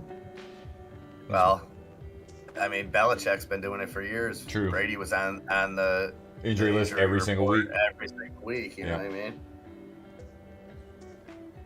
Like Chris I said, Jones, the D tackle from Kansas City, just got declared expected to play. Yeah, I saw that one. And the Chiefs consider this a playoff game. I'll tell you that right now. Any of these teams that have playoff implications, we're 3-3. We've lost to 3 playoff teams. They are considering this a playoff game even in week 7. So the Chiefs are going to bring it. Andy Reid is going to bring his game plan like it's a playoff game plan. I would assume Mike Vrabel wants to win this game like no tomorrow. So it's going to be a good game of the week. It really is. I like Marquise Brown there, I think. Even if you have to wonder what's going on with A.J. Brown regardless. Yes. So to me, I'm taking, even if he plays, you have to wonder if he's hurt. You have to worry about this, that, the other thing. This is a huge game for Baltimore, too. There's probably a reason for all this smoke screen. There's got to be something. Yeah, Robert Harris. Kind of Robert Harris. Good Harris, morning. Robert Love you Harris, too, Robert brother, Harris. and we will see you for sure. Robert Mr. Harris. Clean says these voices sound familiar, but the content seems foreign. What is this football you speak of? Good morning, Mr. Clean. How you doing today, Yes, Jen, bud? I am in the Hall of Fame League. Yes, he is. He is. Got a good league over there too. The Hall of Fame league's getting pretty competitive. We will be Except for Matt's honored Market to blowing welcome us you all in out. next year. Right? Again, Matt. Right? When you get, I don't know how they do that in the Premier League over in Europe, where people, when they do really good, they move up. You get to move up a division. I'm pretty sure. We'll see how it goes, but you are the stiff competition. Mm-hmm. What'd you guys think about Mike Gesicki last week and Mark Andrews play in that? I believe it was the Monday night game, wasn't it? Or the Sunday night game? Can't remember. Gesicki, I thought was Tua is kinda growing, unexpected. right? I mean, I think Tua is starting to get relationships with more people, and I Yeah. think Mark Andrews is he's that guy who sometimes makes it and sometimes doesn't. It depends on game plan. I think if they used him better, he could be great every week. You guys seeing the full PPR question coming in from Sleek over here? That's a tough one. So Sleek comes in with the full PPR flex: Khalil Herbert, Ramondre Stevenson, or Devontae Freeman. That is a tough one. I'm probably going Stevenson there, I think. Full PPR. I like the matchup better. Yeah, I'm not sure Freeman what's and going on Committee with the over there, I mean- backs with Yeah, Khalil it's the same Herbert. thing. I'd probably go with Stevenson there. Yeah. You know what you're getting into with Stevenson. I think You- all three you of us know- agree there. I'd like to see upside on Freeman, but Like Freeman, I love the way Freeman's running the ball right now, but they have a stable there. You know, last week, all those guys looked, 3 Pro Bowlers from 5 years ago, 6 years ago, all put in work last week. Latavius Murray looked good. Le'Veon Bell even looked good. And Freeman keeps running hard. but Latavius who's is gonna- out today. But he? if they're going running back by committee, can you really count on anything at that point as your number one starter? So, yeah, I don't That's know. tough. Stevenson And then you throw the fact that Lamar is going to, Right. most There's likely your be- number one rusher is Lamar. Yeah, really, it's true. That's the thing is, what's the game plan? To actually hand off, or just fake the handoff and let Lamar run it? Look at Sabrina coming in doing the football DD for us too, Odie. She never stops. I Bills love and it. Titans played on Monday. Thank you, Sabrina. Thank you. 5 days a week, I get lucky enough to have her dropping news and DD on stocks and stuff, and then comes in on Sunday and does the same for fantasy football. Love it. Does it surprise you that we see her on Tuesdays and Friday nights and she's doing Oh, well on the not at poker all. table also? Not at all. I'd expect nothing less. Freeman Love you, Sabrina. is looking like a beast over there. Freeman looks like the Freeman that it's. Yeah. I don't know. I just still don't see the consistent upside to that. You know what I mean? But if you have him and it's a must start thing, or if you want to take a flyer on him in a fan duel, It's I say Sleek's go for full PPR flex. I mean, Yeah. must have a pretty strong team outside that, especially with this being bye weeks and all the injuries we have. Right. Who are the players you don't have that aren't sitting in flex? Must be a pretty good team. Yeah. An 8-team league. Yeah, so maybe go with Freeman there, but Mr. Clean coming in with some more information there. Thank you for contributing. Devontae Freeman expected to start at running back as injuries again plague the Baltimore Ravens backfield. Yep, Latavius Murray is listed as out today. I did see that already scroll by. So, yeah, they're down. Those guys continue to have problems with their running backs all season long. Let's move into tight end projections, guys. Of course, at the top of that list. Probably the only weapon they've got today, really. I mean, Tyreek's there, but I don't know if the Chiefs are going to have time to pass the deep field. So I expect Kelsey to have a big game today. What are you guys thinking? oh yeah. I think a big game, and he didn't have a big game last week, No. and they tend to pay him back off that way. I've been a Kelsey holder for years. So, Lewis, watch. you're too late to start the whole season long fantasy footballs, but you could play a couple different things. Just here, we do a pick 'em where it's not fantasy football, but you pick every game, pick all the winners for bull coins. We do that every week. Yep. But if you're looking to get into any kind of fantasy, you can look at FanDuel or DraftKings, and you can do daily, just one time fantasy stuff. If you need some help with it, reach out to one of us in the Discord. We'll help you out if you want to, you really want to get involved. Absolutely. Glad to help you. Yep. And that's what we're Anything for you, Luis. You You the know best. that. You the best. Sabrina says my Knowles kicked butt yesterday. Yes, They did. She's an FSU fan. Mhm. Know that. Check out, see if Mr. Adam Schefter. No offense, but back in the day, we used to call that Free Shoes University because they got into so many problems. But I like that. Free Shoes University. What are you guys' thoughts on Darren Waller this week? look out for the questionable tag is my thoughts. Yeah, me too. I think if He is the plays, centerpiece of he that offense and must should be start, used like you know, Kelsey. Obviously. Yeah. Okay. 3 hours ago, Darren Waller, who was added to the injury report Saturday with an ankle issue, doesn't feel great. Quote, that's a quote. And Las Vegas is not expected to know until pregame warmups whether he can play today against the Eagles. They are a 4:05 game today Eastern because they're in Vegas. So we've got, about 5.5, 6 hours to know if he's going to play. So if you guys have him on your roster, if you're questioning whether or not, stay on top of that. Because that's a big point play. You might want to have a tight end ready to go for a 3:05 game as a backup, if you can find one. And the Devontae Parker just went from probable to it appears to have an uphill battle to play in Week 7 against wow. the Falcons. That's huge. So that may change the Dolphins' offensive game plan. Is Waddle playing this week? Yes. Okay, so Waddles and Gesicki now go up.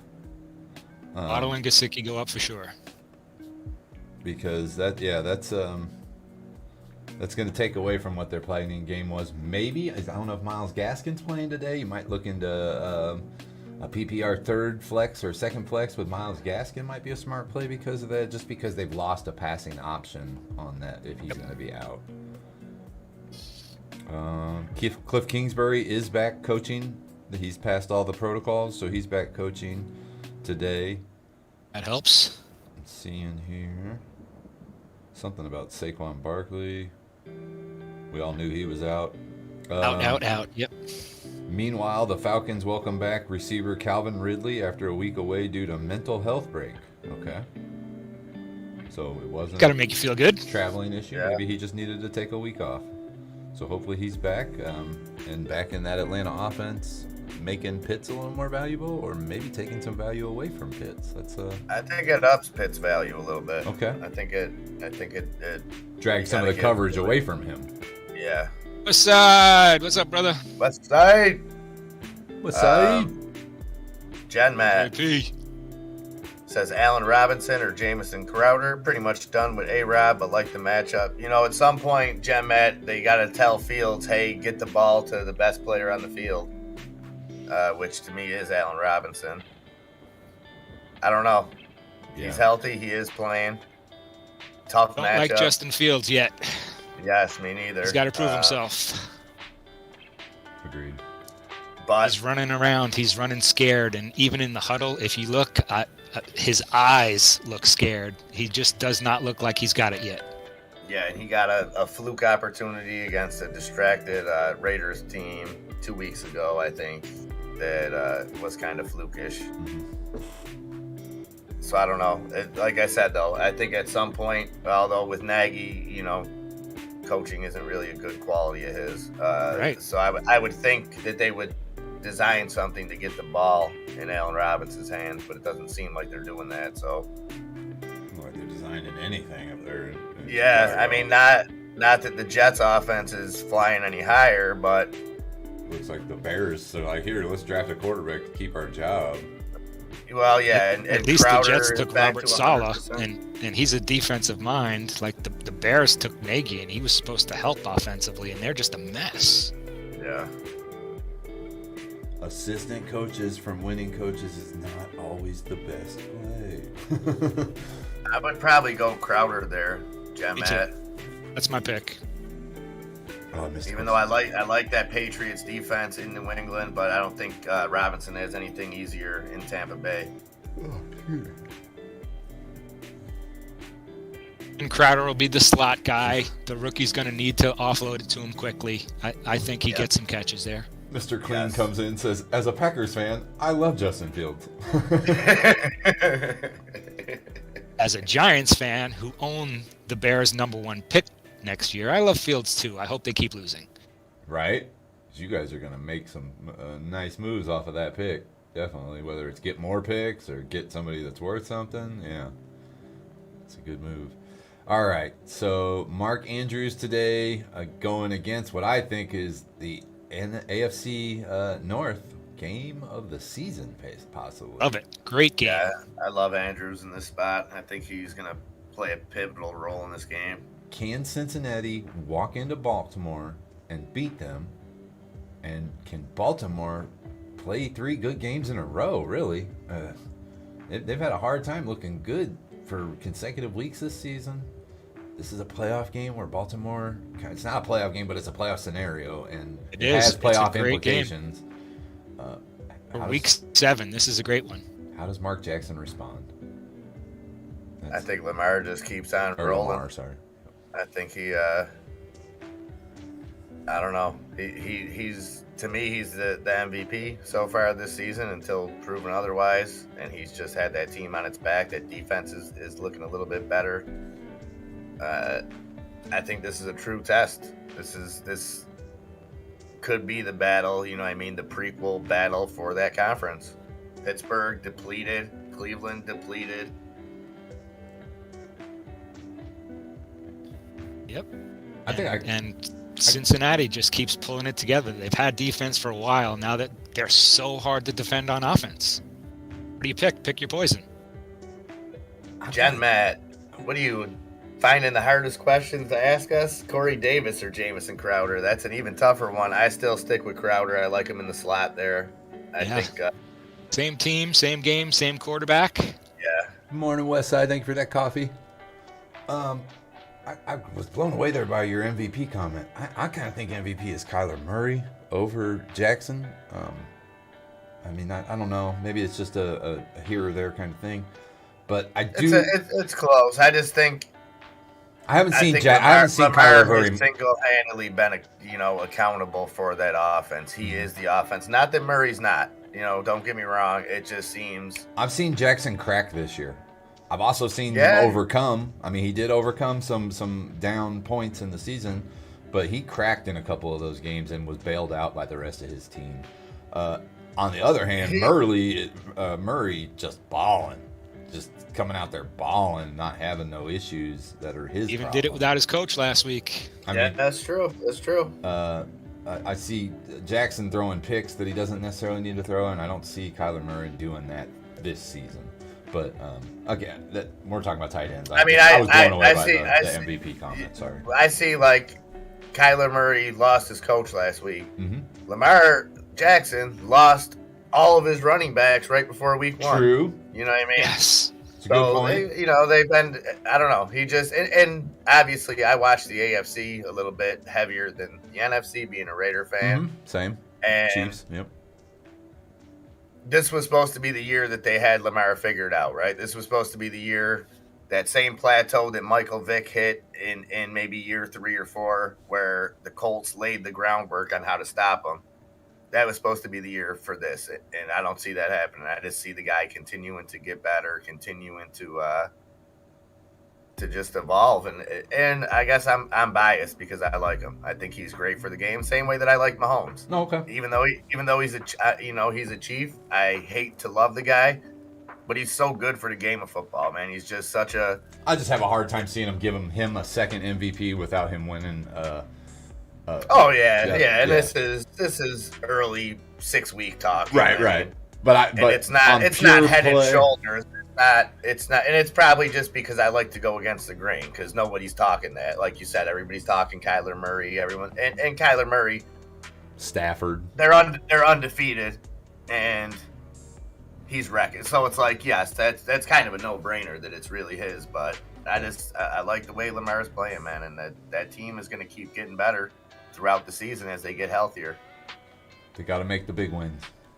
A great problem to have there, Adam. Brady or Rodgers? I probably like Rodgers this week situationally for game plan reasons. I hate Washington's D and think they might need to score some more. I think Tampa might get out ahead and just run.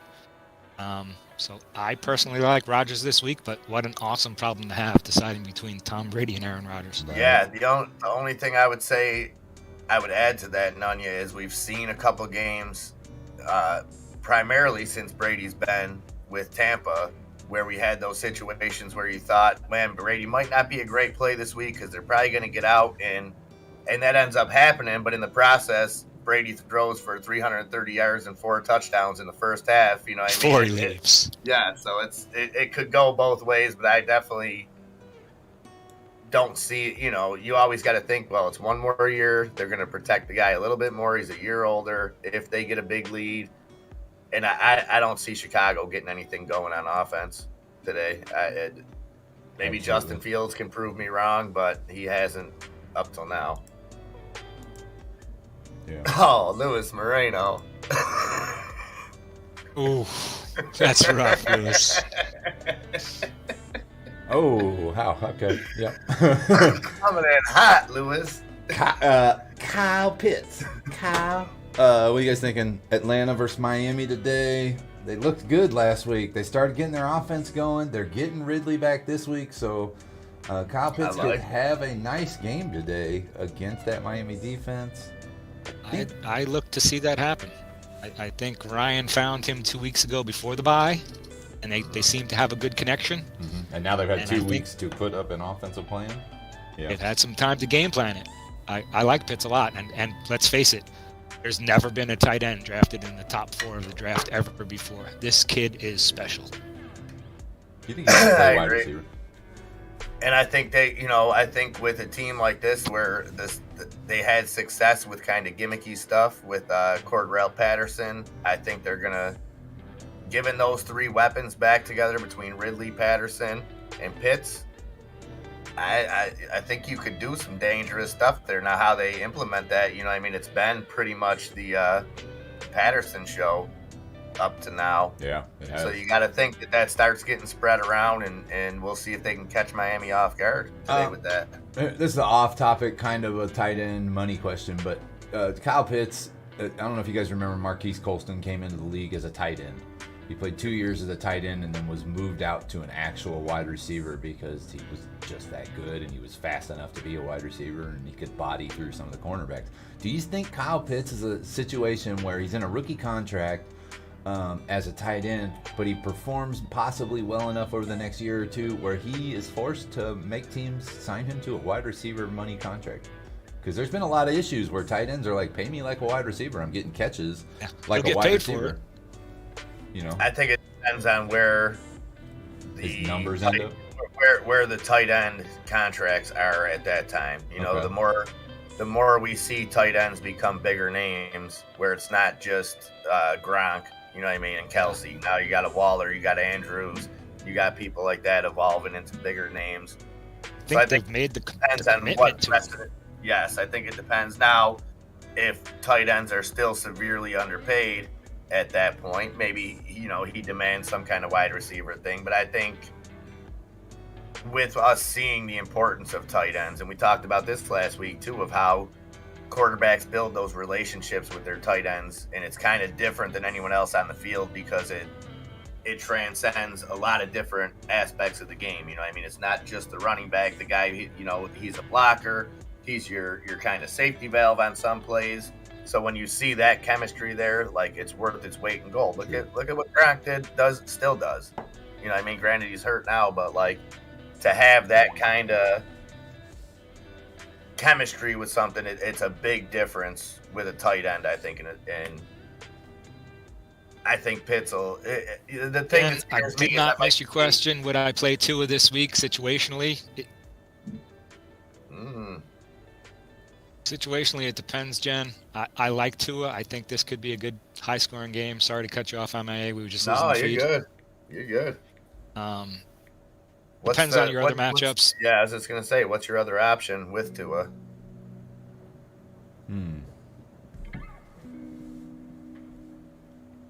I do like Tua, though. I think he is definitely getting more comfortable in the offense, and I think Atlanta has not a great defense, and Miami has not such a great defense. Now, just to play off that, what you said about Pitts, look at what Atlanta did with Austin Hooper. You know, top 3 tight end 2 years ago in Atlanta. They let him walk. You know what I mean? They didn't. And he went to Cleveland, and he hasn't been anything like he was. So maybe they're not, you know, as committed to a tight end. A different situation, but we'll see where Pitts goes. He's definitely got the potential to be a wide receiver. Like, the dude's a monster. He could play both positions, but we'll see what happens with him. Absolutely. Yep. Hawkinson, I think we're hearing he's injured. He's beat up. Maybe having a little bit Banged of up, trouble. bad, Yep. highly doubtful is the last I read. Okay, so this projection might be a little wrong at this point.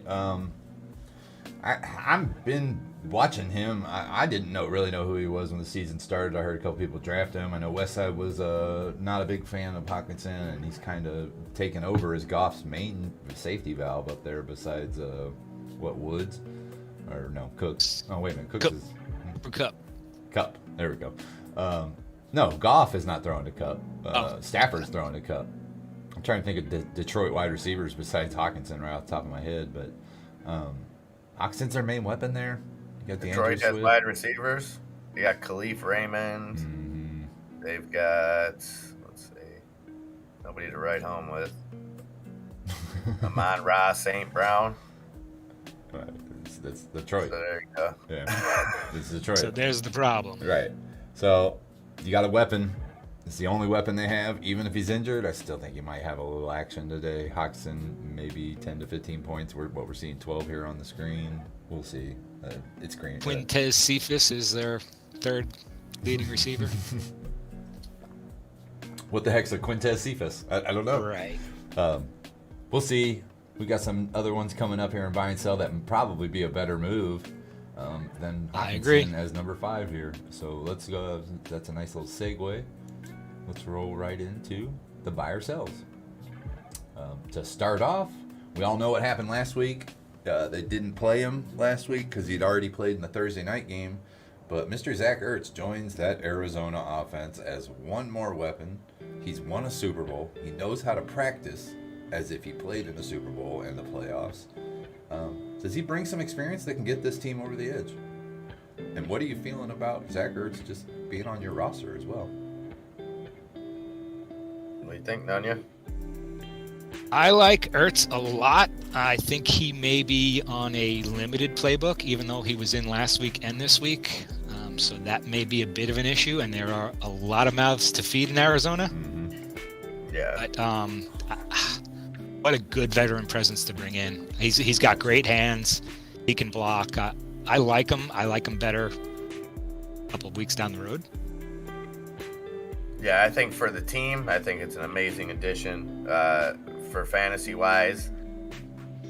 If you have him and it's in a must-start situation, I'm not totally against it. You know what I mean? I can see him getting in the end zone. But I would like to give him a few weeks to get situated because they don't need to lean on him. You know what I mean? They got enough weapons that they can ease him in. But as far as some veteran leadership, what an addition. Yeah. Great blocker out of the backfield. Good hands. Mm-hmm. You can count on him to be there. Usually doesn't get injured too much. Not real injury prone. And he was taking some mean hits in Philly when he was one of their number one receiving options there for the last couple of years. I thought this was a great trade. I really did. Yeah, I was like, that's lights out going for it this year. When you go to get a tight end that you can use as a weapon, you're trying to make some moves that's going to make your offense better. You're not just trying to fill holes. So I'm high on him, but again, the mouse to feed thing, Maybe if you play in a flex league that has tight end flex possibility, you play him as a number 2 flex position. But if I have other tight ends, I'm still going to play him. He wasn't on the top of my list this year. It's not going to put him on the top of my list just because he goes to Arizona. I'm interested as the team help-wise, and I do think maybe you're worried about Waller. Yeah, right. We have bye week issues. We have possible injuries. And that's my situation right now. I have Waller and Ertz, so I'm waiting to see what to do there. Well, and the good thing is they're both West Coast teams in the time slot at home. So and if I have to go with Ertz, it could be a lot worse. When you're leaning on a tight end like Waller, I obviously drafted him higher, right? But to have Ertz in an emergency situation, I'm not in the worst situation in the world. No, because you could be in a tight league at a 305 game and have nowhere to go and just take that over for the week because Waller doesn't get an answer until 3 minutes before game kickoff. And you're scrambling to find the third Monday night tight end. Trying to just have something in your slot that doesn't give you a 0. All right, so CJ Uzomah. Uzomah? Ozama? I can't figure out how to ever pronounce his name, but his scale's been going up each week as that offense gets better. They're bringing... Yeah. This is a kid I'm buying. I'm not going to lie. If I had him in front of me to buy, I'd definitely put him on my roster for sure. Burrow is... Yeah, I like him. I like the way that offense is going. It's still kind of a lot of mouths to feed over their situation, but... When they're eating, everybody's eating. Yep. If he is available, this is the guy who is my my secret trend of daily fantasy this week. I believe in positional scarcity a lot, and I belong in a couple of fantasy leagues, and I have Waller in one league, and I have Kelsey in another league, and they both happened to play Baltimore in week 1 and 2, and both tight ends absolutely crushed them. So Baltimore's having problems defending tight ends. So if anybody's looking to stream a tight end, look against Baltimore. It's a good trend to have. So if you're in daily fantasy and you're looking to save some money somewhere, you might want to slide in Uzomah and then put some more money towards a quarterback who has some more or some upside somewhere else. But I look to go with a tight end against Baltimore. That's my trend. West Side dropping dad jokes in there. For Halloween, they're called fright ends.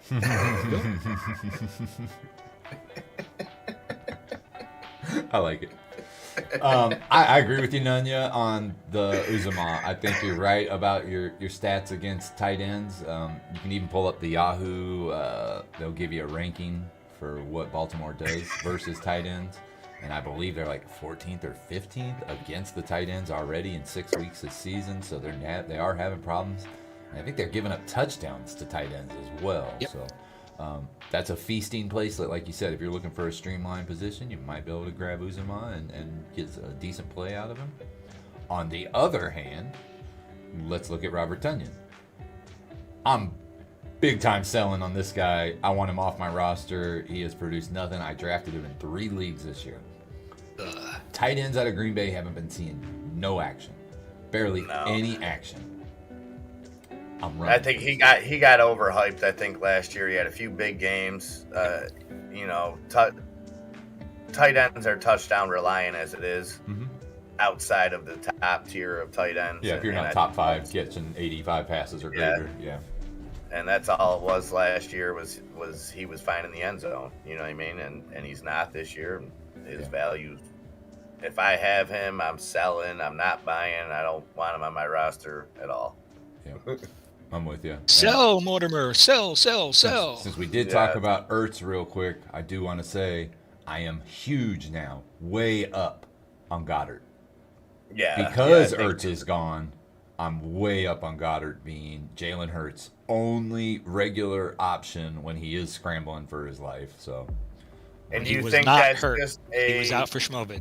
Okay. Yes. Do you think that's just from a distribution kind of play, or from I think he's close and he can see him. Kind of the tension that was there, with Goddard kind of taking over the number one role, kind of, but Ertz was still Ertz the wanted man. a new contract as of last season to start, Yes. so they've already been in this, like, get me out of But do here. you think it relieves some pressure there, too, and lets Goddard become a better player, takes all that crap away from it? Or Goddard becomes a worse player because he doesn't have to perform for his meal anymore. Very true. Good point. Oh, I'm the guy here. Now I can just lay back and chill instead of busting balls, Before he was having to eat for his supper, now he's already paid. So we could see a backslide, kind of like when you see the running backs who are given an opportunity and they're running. Madison running like hell right now. Madison, you put him in, he's running like it's no tomorrow. But then next year when he starts on a new team, I'm gonna take it easy. I got my paycheck. Johnson effect. Yeah, so you could see Goddard take a backslide. I don't think that to be the case. I think Goddard's a real star and wants to actually grow up and build his brand. But you never know. You get to the NFL, you might just be happy with just getting to the NFL and not being the number one tight end of the league. But I do think it helps Goddard. At least in my idea, it makes him more targets weekly. We'll put it that way. If anything, what he does with them is his thing, but I think he does see more targets. All right. So that's our tight ends. We're running about 2 hours out from game time. If you guys can, Nunya or MI, if you guys can take a peek and try to see if there's any new roster updates coming through. Yep. See if there's any new start and sit-ems. Yeah, I'm going to take a peek, but I need to... do the dogs. Yep, that's what I was going to suggest. I need to take a pee. Oh, okay. We'll call it that. In the meantime, I'm going to go ahead and get you guys... take a little break. Might be able to... I'll be right back, and I'll look for. We should have some ins and outs start coming through now at the 11 o'clock hour. So between 11 and 11:30 is when we'll get a lot of them. I have Twitter and 3 other websites open, so we should see starts and sits and inactives coming through. Dustin Prince, see that West Side? He's a real guy. If you're still out there. He's not just Dustin Prince. All right, I'll be right back. Okay. Nice, Odie Pro. Nice.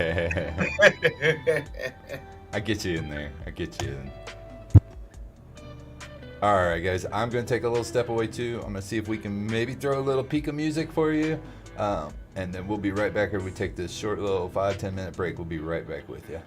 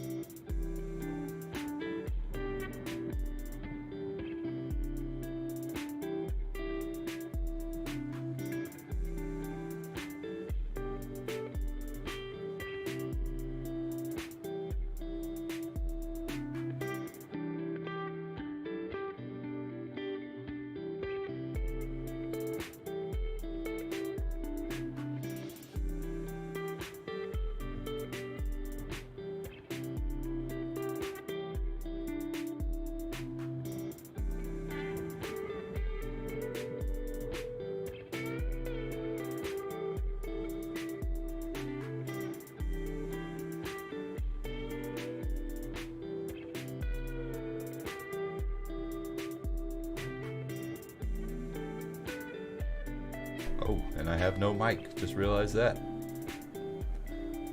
Hot mic or cold mic, I guess. Again, I just want to thank everyone for sticking around with us. We will be doing this every single week, and we'll be bringing the crypto back up at 1 p.m. Eastern. So we will make sure that you guys have the ins and outs of all the crypto moves today. Also, I believe Adam E. will be making an appearance on the mic this afternoon here on the Bulldog Trading Network when we do switch back over to crypto at some point this afternoon. Just want to thank everyone for sticking around, joining us here on the Bulldog Trading Network, watching our fantasy production here. We put some work into it, and we appreciate everyone making their way here. We really do appreciate it a lot, making their way here on Sunday morning to spend some time with us, really. We enjoy doing it. We're having fun, and we really like doing this. All right. See, Nunya has returned back, so I'm going to bring him in. And MIA has returned. So give me 1 second, guys. Let me get them brought in.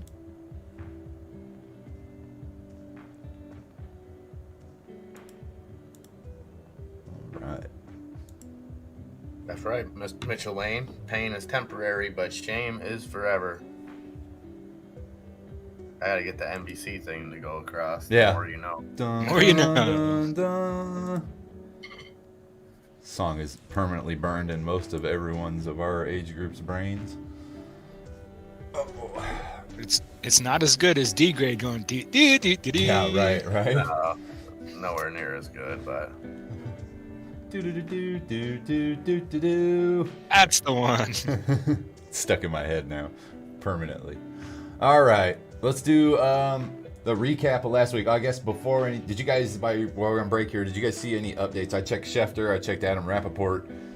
Nothing I didn't new. see anything that we didn't already know. Nothing new. Yeah, nothing Tom new. Boom. Good morning, So- Tom Boom. Some of those 3:05 or 4:05 Eastern game times, you guys are going to have to pay attention to those ones. We looked for them to see if there was any updates on them, but if they are game time decisions for the Sunday night or the 4:05 Eastern games, 4:25 Eastern games, Yeah, it definitely doesn't look pay like we're attention. gonna get a word on Waller for a while here, Yeah. so. That's exactly what I was getting at. Yep. I know that CBS Sportsline and Roto World both do a dump at 11:30. Okay. So we're 17 or so minutes away from that. Cool. Keep your eyes on that one. I did try to got play it. the Pika song and the Bitcoin wallet. And neither of them worked. So sorry about that, guys. I was trying to get you the Pika song. It was showing working, but it was not playing. Through on YouTube. I checked it twice. So sorry about that, guys. Let's see here. We got the Week 7 recap. Everybody, I think, saw the CD Lamb catch from Dak Prescott that put MIA in the winning column in fantasy football. Kept me alive in the Survivor League. That is true. That was a big catch for you, Nunya, because you had picked Dallas in the Survivor League, so that kept you alive. I know there was a couple teams that were rolling on that CD Lamb in both our Pro League and our Hall of Fame League. So that was a big play. And CD Lamb probably had one of his best games ever that game. Not just that catch, but just all around better games. What do you guys think about CD Lamb there and going forward with CD Lamb? I like him. I like Prescott. That was a tough game for that team, but going into New England still, regardless of New England's record, to come out with a win the way that they did, I think that puts their trajectory. And I like CeeDee Lamb. I think he's the man over there. Cooper is still Cooper, but I think CeeDee Lamb is definitely the future. And as much as I like Henry Ruggs, it kind of stings that we didn't take CeeDee Lamb. There was a lot of good receivers that year. What? CeeDee Lamb, Jerry Jeudy, Henry Ruggs. Was Sutton the same year? Did they get both of them in the same year? Sutton and Jerry Jeudy, Denver? I think they did. Sutton might have been a year earlier, but either way, Sutton was a year earlier, yeah. there has been a plethora of wide receivers in the last 4 years that have come out, and a lot of them are great. Justin Jefferson, Jamar Chase, DJ Moore, third year DJ Moore, I think. Yeah, good receivers. Let's move in here to Cooper Kupp. He had a great week last week. Was basically the underneath guy. Yeah, right. I even called him out in the pre-show, and I'll be the first one to admit it. I didn't think he was going to have a good week that week, and he ended up being the underneath guy. all week last week. So great number of catches. I think he had 14, if I'm right. I might have to pull that up. I think he had 14 catches. Looks like Sheba might agree. Look at that candle. Oh, yeah, Sheed pushing again. Let's go for 50. What do you think on Cup, MI? Oh, I love him. I think I don't see him slowing down. He's a gym rat. Yeah. He's a knack of getting open. He's a workhorse. With Robert Woods to kind of take it downfield, with Deshaun Jackson over there to take some coverage. I love Cooper Kupp all day. Caesar's letting you know that you had called it last week, that it was a lamb type of day, and that's what it turned into be. Plethora. Oh, the options? Yeah, they got a plethora of options. What'd you say? Adam Thielen had a big game. Everybody's starting to get double coverage on Jefferson a lot. That's bringing more openings for Thielen, even though last year they all knew who he was, but this year Justin Jefferson's even more of a problem. So I would think that Thielen's going to continue to rise as long as people are doubling up and switching coverage side to Justin Jefferson. Thielen's going to be looking clear and open probably the rest of the season. What are you guys thinking on that? I never want to start him as a number one. I personally think he's one of those extra options there. They want to run first, then they want Justin Jefferson, then they want him. So I think he's the guy who gets you your 30-point game here and there 3 or 4 times in the season, but you're more likely to get 8 to 11 than 30. Yeah, I don't know who benefits more from Justin Jefferson really emerging, if that opens it up for Thielen. But like Nunya said, they're going to be a run-first team. And it's the same situation when we had Diggs there, a couple of years ago when it was Diggs and Thielen. Sure, they can coexist, but you're getting half the targets going to one or the other, so it's kind of a crapshoot on who's gonna put up the big points. But I like both of them. Yeah. And then you got the tight end who's also taking up some of the passes there too. So it is Cook is a receiving running back. I'm weary of my Minnesota receivers because of the weapons. But again, if Thielen is around for a flex position and I can grab him, I'm going to try. Nice, MIA. I like that. The more you know. Yeah, I like Thielen. I didn't draft him in any leagues. I don't have him on any team because to me he is a number 2 receiver and I'm going after number 1s. But in pinch leagues or in flex leagues, I'm definitely going to try to put this guy on my roster going forward because I do, like I said, I think he's just going to have more chances. Now they have Madison and Cooks. Everybody knows that. So it doesn't matter what running back's in the backfield. You got to pay attention to that. You got decent tight end, and you got Justin Jefferson on one side of the field. You can't cover all those options and have a double coverage on Thielen. I think Thielen's rockets up because of that. You can't sneak a safety in to cover for Dalvin Cook. Yeah. You have to be kept honest. There's a lot of good reasons there, but he's a 2. Yeah, he is a 2 still. He is still going to be just size, his jumping ability. Can't do jump balls very much in the end zone, so yeah, it keeps him at a 2 position. Touchdown level is going to be yards after catch. More than likely, it's not going to be in the red zone touchdown. So, but all right, let's move into the projections on week 7 here. As always, which has darn near been every week this week, or every week this season, Devontae Adams, the Mr. Back Shoulder himself. This play works every single game, 9 times a game. The back shoulder fade, man. Great at it. I've never seen any, 2 better at it ever together. Oh yeah, arguably the best chemistry in the NFL between those 2. No doubt. Toxic coming in with a crypto question. Is a major pullback expected for Shiba? Nothing to do with fantasy, but what do you guys think? It keeps going up. Major? I don't know. I think it's going to keep skyrocketing like this and just keep going. No. I mean, right. it's showing some really good support this morning. We had strength. it supported at 38. Now it seems to be support above 40. There's a lot of good rumors. We still can't get confirmation it's going to get that listing on Robinhood, but that's a great catalyst. True. Hard to say. What are you thinking, MIA? Sheeb. I don't know. It is what it is. I like it just doing what it's doing right now. It's green, and that's all that matters. That's right. 43, 44. Is that what we're seeing right now? 43, 49. Okay. Tyreek Hill going against Tennessee. I kind of gave my opinion that Kelsey's probably going to have a hot game today. I think they're not going to let Tyreek get behind him. What are you guys thinking over there on Tyreek? MIA, what are you thinking? Excuse me.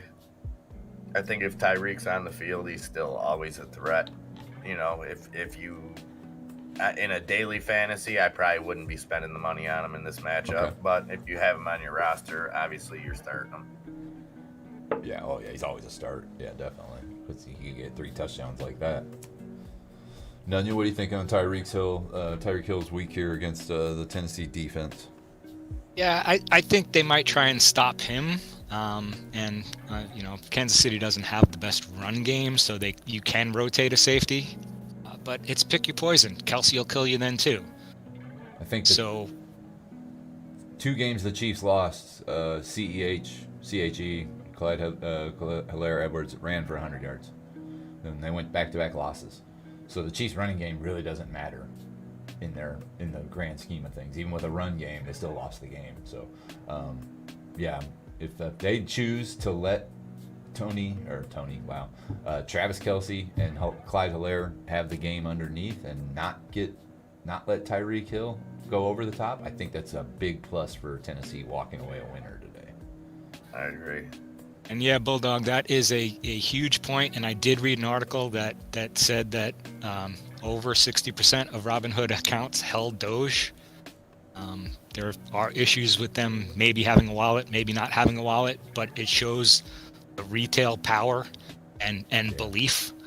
So we could see a giant sheep volume boost. But again, we can't get confirmation. It's crazy. Yeah, it'd be nice if somebody from Robinhood would at least step up and say we're looking at it. I think somebody from Robinhood and or Sheeb would confirm. Well, in Robinhood's last earnings, wasn't it even a higher percentage of their profit? Yeah, their profit came from I forget the exact percentage, so I'm not going to quote it, but I believe it was above 60% of what it was just in Doge.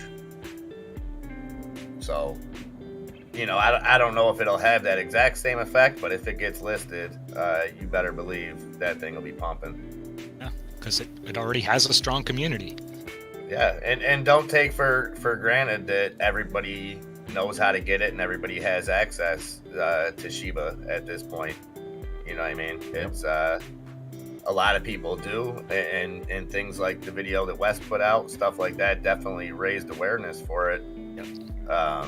But there's still a big population that only knows Robinhood and only, you know, or whatever the case may be. It's, you know, we know what people think about them, but numbers don't lie. They still have the users, and it's still easily accessible and all that stuff. Absolutely. It's an easy platform for beginners to trade on. That's what it was designed for. It's got all the funny, colorful, you know, you get ribbons when you do things and things explode across your screen. I think more people use it than admit. Yeah, so do I. And I think if anything else, you know, we know the downsides of it, whatever. But if nothing else, it gave people access that normally wouldn't have had it. You know what I mean? And you got to give respect where respect's due. Sure, they've done shady stuff, and I don't agree with some of the things going on, but you can't just disregard what it's done for retail trading. You know what I mean? It's a large company. It's a very large company. And any, you know, Pay for order flow stinks. Yes, and any kind of large anything is going to breed corruption. You know what I mean? Whether it's from the top, whether it's in the middle somewhere. So it doesn't surprise me what's gone on with it. It surprises me that it's been able to be done on a level that it has, and there not really been repercussions other than some fines and things like that. But That's the way of the world. Yep. Adam E coming in with a 28 billion market cap. Those were Friday's numbers, though. Is that on Sheeb? I think so. 28 billion. 75,000 holders, yeah, and it's up now with this great weekend. Whatever's going on right now is making it go even crazier. We're about to touch 44 here in a second. All right, so running back into the receivers here, D-Hops. Again, we kind of talked about this one. He's got a revenge game going against Houston. I'm not sure. Did we see something that said AJ Green was out? Or he's doubtful or something like that? I thought maybe somebody put that in the chat earlier. If that is the case, I think D-Hop has a better game because of it. But like we said earlier, they added Ertz, more targets. Connors and Edwards is there. So I like D-Hop this week, but there's a lot of options in Arizona now for Kyler Murray to throw around too. Nunya, what's your thoughts on D-Hops this week? The nuke.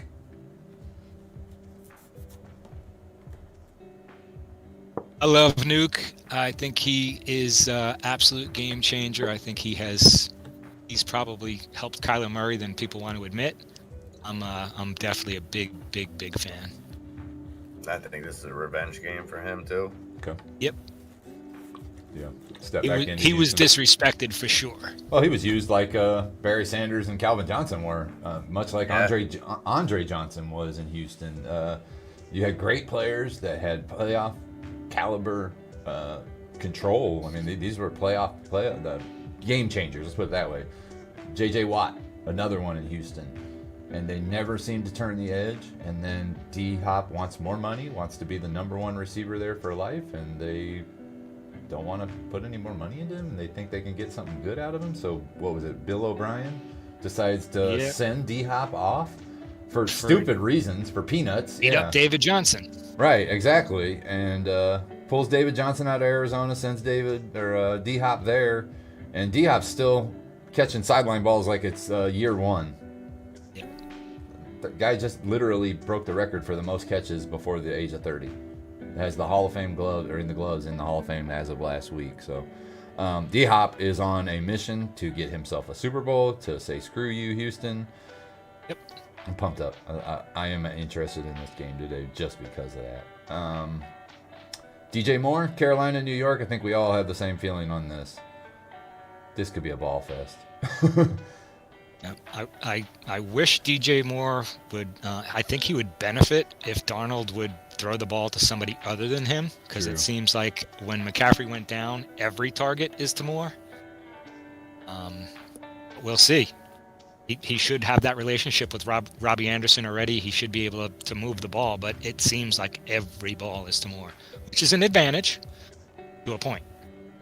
Advantage if you're a fantasy holder, but in the ends of it, it's not a great move for an offense. It can be defensed. Yeah, it can be stagnant and full defense. What are you thinking, MIA? DJ Moore.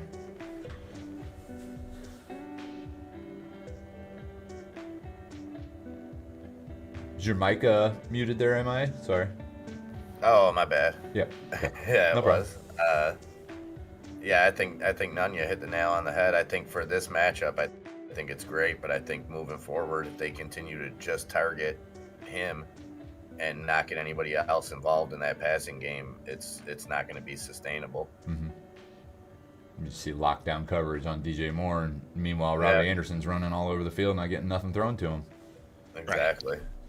I've noticed that a couple times since week one. You saw Robbie Anderson once catch a couple passes, and then I think it was just last week that he finally saw the end zone again. But he hadn't caught like any passes in the 6 weeks in between, really. Maybe barely any targets, really. So it is I think that's a good point that they're literally just throwing to DJ Moore, and that's it. And that is not sustainable for an offense that wants to be a playoff team. They've got to find some other ways to score going into the later parts of the season. A good defense will scheme against that. Right, yeah. And they'll find a way to take away both of them now that they don't have McCaffrey. I don't think Chuba Hubbard's scaring anyone. I think anyone's happy to let Chuba Hubbard beat them if they do let the guy get 150 yards. I'm like, I bet you they're, okay, Chuba Hubbard got 150 yards. At least we didn't let DJ Moore and Anderson get over our head. But Carolina's going to have to find a way to literally produce 35 points if they want to be a playoff team. And the only way to do that is to stop throwing to just one guy. So, we'll move here to buy and sell. We'll go over a couple buy and sells here. We are rolling up right now at about an hour and a half from game time. Still haven't seen any new updates coming in, but I will definitely keep my eyes open, and I'm sure you guys are doing the same over there. Devontae Parker out this Sammy week. Watkins. Sammy Watkins out for sure? Is that what you're going to say? For sure. Confirmed out. Yep. Okay. Yep. I'd seen on Yahoo he is listed out as of 2 days ago, but they were still kind of pun here, waddling on whether or not he was going to start. So, to use that little segue here, I know we've already said Devontae Parker, right, was out, right? Yep. Yes. Okay, so then that puts Waddle's buy sell. Where are you at on Waddle's buy sell with that Devontae Parker news there, MIA? Man, you know, if I have him, and depending on my other options, this may be the ceiling as far as getting something for him. Like right now, going into this game with Parker still out. But at the same time, when you have a young quarterback like Tua, the only way that you gain a relationship with him, like he's already got a little bit of a relationship with Parker, but he's not on the field, so he's going to keep building this relationship with Waddle. Yeah. Which I think ups his value for the remainder of the season. But like I said, at the same time, you know, buy the rumor, sell the news. If you can get something ridiculous for him right now, I would be selling. I like that. I think they play a terrible defense this week. So if he can build a really good game, it's a nice sell high time. Don't forget, man, they played together at Alabama. They have a little chemistry, Tua and Waddle. It's true. It's true. They do know each other. They don't have to build as much where Devontae Parker needs to have chemistry with Tua to build that going. But Parker already, missed 3 games this season? Or this is the 3rd game he's missed this season. I drafted Parker in a lot of my leagues, was looking to have a big turnout from him, and he's just not been producing. You've seen more out of Waddle. If Parker's out, I don't think it goes up as much for Waddle as it does for Gesicki and Myles Gaskin, because I just don't think that offense is ready to throw downfield yet. But I could be wrong. Waddle might have a 10 target game today. If he does have a 10 target game today and Parker's really injured, trade that bad boy. Get you a flex, get you a running back, at least in my opinion. Sell high. I don't think Dolphins are going anywhere this year. So if I can get parts that are going to carry me into winning on other parts of the fantasy Sterling league. Shepard out. No way. Who is the starters now in? Who does that make the starting receivers in New York? We kind of got to switch pace here real quick and find out what's going on. Sterling Shepard out. Evan Ingram in. Julio Jones is in. Yep. Darius Slayton for the Giants. Slayton is back. Okay. And that was coming from Ian Rappaport 15 seconds ago. That's huge. Darius Slayton is expected to play and is the only healthy receiver New York has. Their other option is John Ross. Oh, good. Some Deshaun Watson news. Ian Rappaport reporting the belief is Deshaun Watson will be traded before the November 2nd deadline. How? Where? What? How are they going to do that? Says there are still many teams in the mix, but Watson has no trade clause. So. That's weird. I don't know how the hell, how they can imagine to even try to pull that off.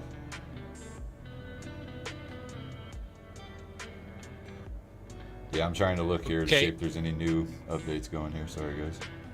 Yeah, I saw a question from Jen, I believe, about Antonio Gibson, and the last I saw was he is highly questionable. He will probably suit up ill with the hairline fracture he's been dealing with for weeks. Okay. So if you have another option, he might be one collision from the sideline. But he's a starter. That's crazy. Trying to see here, couldn't pull up any new Rappaport.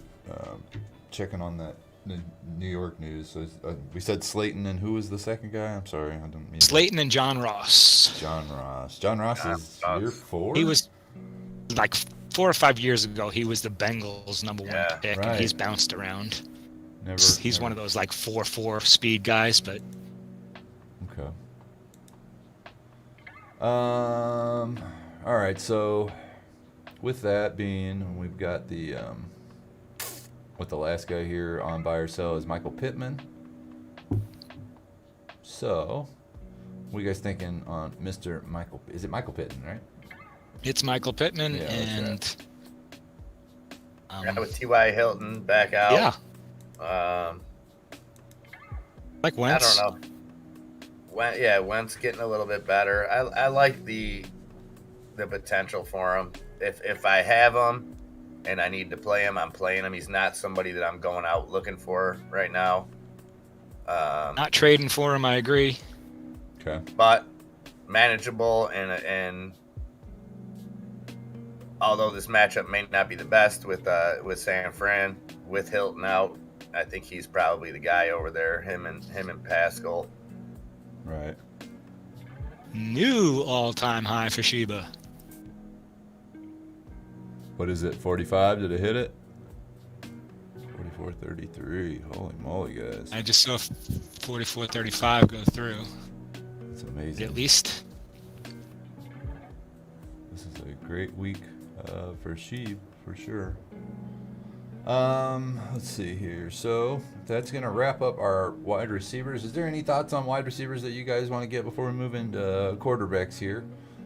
Anything that's sticking out that we didn't cover here that you might be interested in? New players that are up and coming, younger guys that are maybe just making a name for themselves that you're. What the dog doing? Hold on, let me see who that was real quick for Jen, Matt. I'm pretty sure it was Rappaport that tweeted that, Jen, Matt. Oh, Rappaport's got a new one up? Okay. No, well, that was the one with whatchamacallit. Sterling Shepard news. Yeah. Yep. Okay. It is also live right now on rotoworld.com and CBS Sportsline, so it's confirmed. Oh, another big one. Ramondre Stevenson out. Andre Stevenson's out now? Ramondre Stevenson's out? Ramondre, yep. Great. This is getting ridiculous, man. Here's a field Yates, officially active. Tyreek Hill, Julio Jones, Antonio Gibson, Evan Ingram, Darius Slayton. Okay. Officially inactive, Sterling Shepard, Devontae Parker, William Jackson, Tevin Coleman, Ramondre Stevenson, and the joke, every good player on Field Yates' fantasy team. Dun-dun. That's ridiculous. You're getting heisty, folks. Things just escalated quickly there. All right. So Information comes in hot and heavy at that 11:30 Eastern hour. Yeah, it does.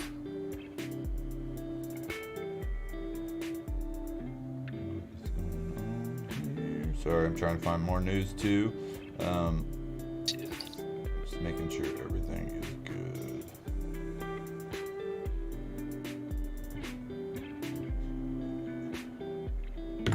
Okay, I'm not finding nothing more. We'll move into QBs here. Oh, I think I disconnected my headphones. Sorry about that. So last week's recap, we all know what happened, but let's go over it a little bit here. Josh Allen.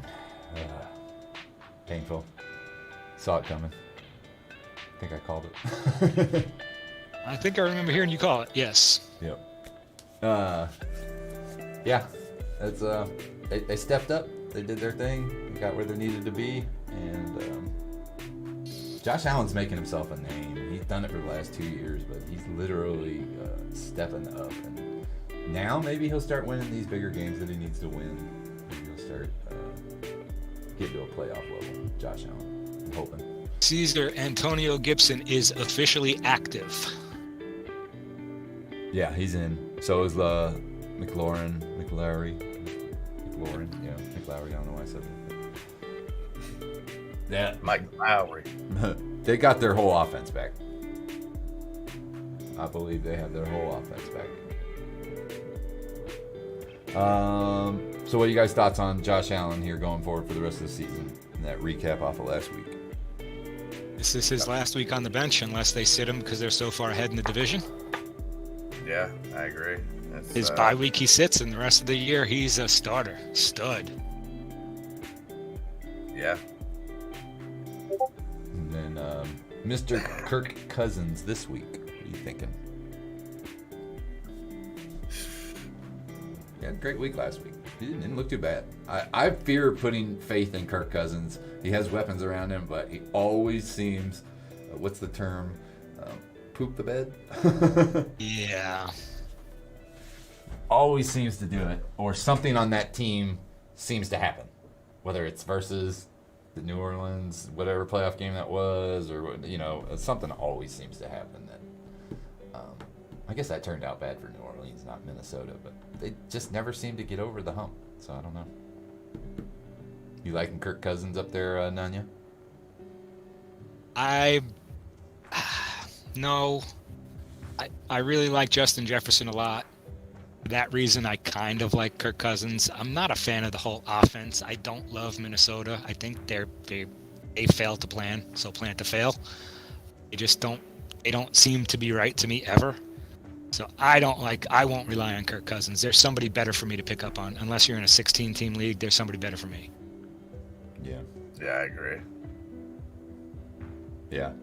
Not high, and he'll get his good games just because of the rest of the offense, but I'm not sold on him. Okay. Never have been, never will be. Yeah, it's frustrating. It really is frustrating to see what he does. Like, he's got this great team around him, and then every single time something happens, or he throws a pick, or somebody fumbles, and it just brings them all down. Then they lose the next game after that, or something. You know what I mean? Like, they're never consistent. So, yeah, it's kind of, I don't know. I can't get behind him. I couldn't get behind him in Washington. I can't get behind him even in Minnesota. It seems false bravado or whatever he's got. But all right, so Dak Prescott's game last week, we kind of got into that a little bit. I'm not a big Dak Prescott guy. I'll be 100% honest. I'm just not a big Dak Prescott guy. I don't think he's a real quarterback. I think he's just another Cam Newton part 2. But he's throwing the ball a lot better, so maybe I'm wrong about that. But I do see him as Cam Newton number 2. I see him more like Russ 2.0. Okay. Yeah, I think he's got the talent to throw for 400 yards a game, but I think it's a terrible game plan. I think when Dallas runs the ball, eyes more on that, and sets up Dak, they're a much better team. Okay. But last year, before he got hurt, they were averaging almost 400 yards passing a game. He's kind of doing it this year. Look what he did last week and just put that team on his back. For fantasy-wise, I like him, but I want him leading my team on the field that I root for. Not so sure. Yeah, I don't have faith in him as much as I don't have faith in Kirk Cousins. To tell you the truth, I haven't had faith in the Dallas quarterback for about 20 years, but Dak Prescott just, I don't know, man. Just another one of those, doesn't have the winning edge to me when they get to playoff time.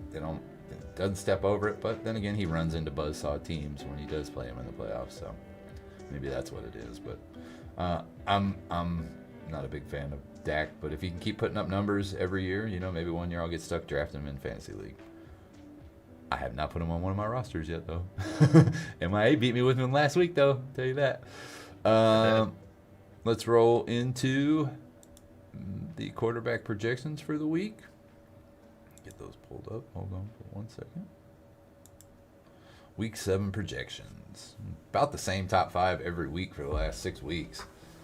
Yeah, basically. Mm-hmm. And for the most part, they've lived up to the projections, Yeah, absolutely they do. Most cases, if you look at the fantasy points that are projected and then you look at what they've been scoring, more or less, they've been outscoring their projections for most of these top 5 right here. Yeah. So we're looking at Mahomes, Murray, Jackson, Brady, and Stafford. Mahomes going to Tennessee. Nunya, what are you thinking Mahomes can put up here today? Yards and touchdown wise. Yeah, I think plus 350 and plus 3 touchdowns. I think that's necessary. I hope it's 1 or less interceptions. I see a big game. I think they kind of have to. I don't think they rely on Clyde Edwards-Helaire. It depends on what happens with Henry and taking the air out of the ball. But I just think this is going to be a big Mahomes game. Okay. Even if they don't win, like I was saying before, if they can run the ball in Tennessee and keep Mahomes off the field, could be a good game for Tennessee, keep Mahomes' numbers down. On the other hand of that, I also see Mahomes and them, that they could throw for 300 yards and still lose the game. So I think Mahomes gets his points, but Tennessee has the real control in this game. If they decide to keep Mahomes off the field, they decide to keep Mahomes off the field. If some turnovers happen or something like that, Mahomes is able to get on the field and do some stuff, that'll change the projection of the points. But I think it all relies on Derrick Henry. Some back against the wall with Kansas City too. Yeah, it's true. 3-3. They lose this game, they're in a bad position, super bad position, because now they've lost to 4 AFC playoff teams that'll probably be in the run at the end of the year, and that's not good. That's not a good situation. Especially when you're trying to win a division with other teams that are basically tied with you in your division, and now you've lost to crossed AFC battles where you can't, when they're doing tiebreakers and stuff, you can't win the tiebreakers. So Chiefs do not want to keep losing to AFC teams. Not a good thing for them. Kyler Murray, got the Houston. We kind of talked about this. What do you think of Kyler Murray's putting up today? MIA up against Houston at home, Arizona. Cliff Kingsbury is back. I think he's putting up huge number. I think the only thing that could happen is they get a huge lead and just hand the ball to Connor and Edmonds. But again, if D-Hop has any animosity, I think Kyler Murray might help him to settle some things with Houston. So I look for a big game out of Murray, regardless of what goes on. Regardless of if Houston's offense doesn't put up any points, I still see a big day for Murray. Yeah, definitely. Nunya, what are you thinking? Yeah, I completely agree. I think Kingsbury comes from wanting to lay on the points from college. Hasn't seemed to foot off the gas at all in the NFL yet. So I think that they can stomp this team, and I do think there's some animosity. I think Hopkins wants to shine. I'm getting a couple questions coming in here.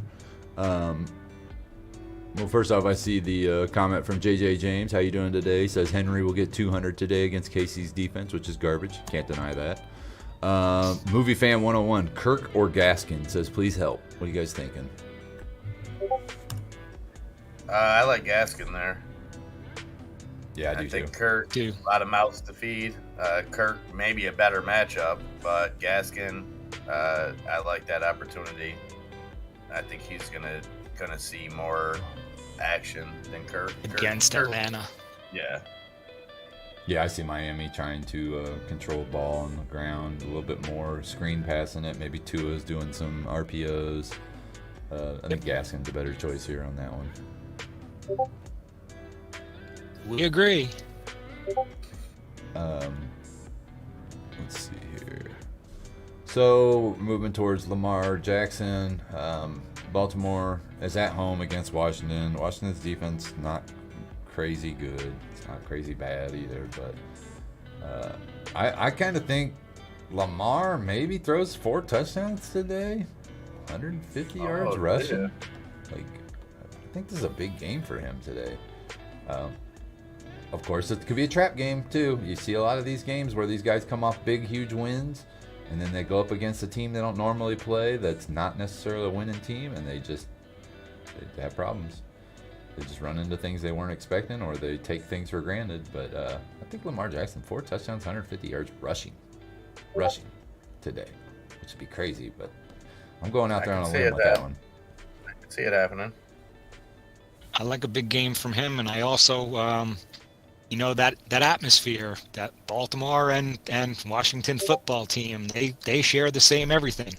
So there's some fans who love and hate each other. Right there, that place is going to be a frenzy. I agree. Yep. Baltimore, Washington's kind of the same area too, so these fans already don't like each other. I mean, that's a pretty close little triangle there. So I do kind of think that's like a rivalry kind of game in a way too. But yeah, I just see Jackson having a great day. Tom Brady hosting Chicago. We saw Chicago's defense hold Carr and everybody pretty decently a couple weeks ago. I don't think the offense of Chicago puts any pressure on Tampa Bay's offense, but I definitely think the defense might be able to get a pass rush on Brady, so then that kind of leans more on Fournette to lead the game plan, I guess. How do you guys feel about that? No Antonio Brown, no Gronk. There's some serious leans from TB12. He really likes to go to them a lot. Not that he doesn't have another 1,000 people to go to. It's crazy what they've put together there, but I kind of agreed. I start Brady all the time if I have him, I would say. But if you have another option this week, this might be the one week you don't. Oh, you're right. Miller time. Baltimore is playing Cincinnati. It's a game of the week. We've already talked about this one. I don't know why I was thinking Washington, but I still think Lamar Jackson could still possibly throw 4 touchdowns in that game. That's my fault. Thanks I for the time. up there. Yeah, no, it's fine. But yeah, we'd already talked about the Cincinnati game too, so I'm still kind of in the Lamar Jackson takeover game. I still think he takes over. I think this is up there with one of the, he's played in the playoffs, but this is up there with some of the biggest games in his career, because Cincinnati's right on their tails, and Cincinnati gets this early win. I think they treat this 100% as a playoff game. And I don't think we see the Lamar that we seen 2 years ago that in those situations would try to do too much and force turnovers. I just like the way he's playing. I think it's, Sammy Watkins being out, that doesn't help things. It's not unexpected. So I look for them to run the ball down Cincinnati's throat all day, whether it be Lamar, whether it be Freeman. Not to say that it's going to be successful. Right. I think this is definitely going to be the game of the week. But I think Lamar makes things happen. Yeah. Lamar, he's going to have to put that team on his back before Burrow has to. You know what I mean? Yeah. Lamar will. Yeah, definitely. Burrow they can just hand it around. Lamar's going to have to do it himself if he wants to do anything. His rookie Marquise Brown hasn't turned into a real receiver yet. He's a receiver, but he's not a real receiver yet. Sammy Watkins can't stay healthy. He's got one good tight end, and he's got plethora of running backs he's barely ever played with before. So I think it is all on Lamar in that sense. Whereas the Burrow, I played with this kid for college for years. I got good receivers, good running back. I'm good in a good situation. Mixing in that offensive line is a big difference. Yeah, right. It's a big, big difference. And again, I'll point out, the Ravens traded away one of their best offensive linemen this year. I don't know why, but they did. Maybe they were trying to find contract room to sign other players for offense talent, but supposedly they traded away a really good left tackle, so we'll see if that helped or not. Mr. Stafford, LA, Detroit. I know we've already cut into this a couple times today. What points are you guys seeing Stafford putting up today against Detroit, like as actual fantasy points? Nunya, what are you thinking? I expect to see Mr. Stafford as our top quarterback recap next week on our list here. I think he goes nuts. He rubs it in their face. I think he and McVay enjoy it. And yeah, I would not want to go up against Matt Stafford in fantasy today. Yeah, I agree. I think he'll be at the top or near the top when we talk about this next week. Write that one down in the old fake notebook. Yep. No, I do. McVay holds grudges. McVay's into that stuff, like Nunya said. Yeah. So I think I think we see him lighting the lanterns. I just don't understand why he blamed Goff for that Super Bowl. I don't know. Maybe that's a past discussion, but man, maybe he's a grudgy guy that just wants to find a way to have somebody so he don't look like an idiot. But I like McVay as a coach, but I just think they handled that Super Bowl loss way wrong. That's by those that can do, those that can't coach. Yeah. Yep. And he saved his own tail. You know, he made Goff a scapegoat. Yeah, he made Goff the scapegoat, but Goff got him to the Super Bowl. You know what I mean? Like he didn't win the Super Miller Bowl. time 22. I agree with Caesar. It's all the way. Yeah, I go Pitts. I'm very interested to see how they progress after that nice game a couple weeks ago. Bye week, prepared. I look for Pitts to have a big game. Hunter's a good weapon, but you don't know if Mac Jones can find him every week. Pitts is gonna be thrown Goes to at Jonnu every Smith. single week. Yeah, Pitts is gonna be thrown in red zone. Pitts is going to get targets. There's no doubt about it. It's either Cordell or Pitts. Whereas Hunter Henry's seen 2 touchdowns this year. I've got him on 2 of my leagues.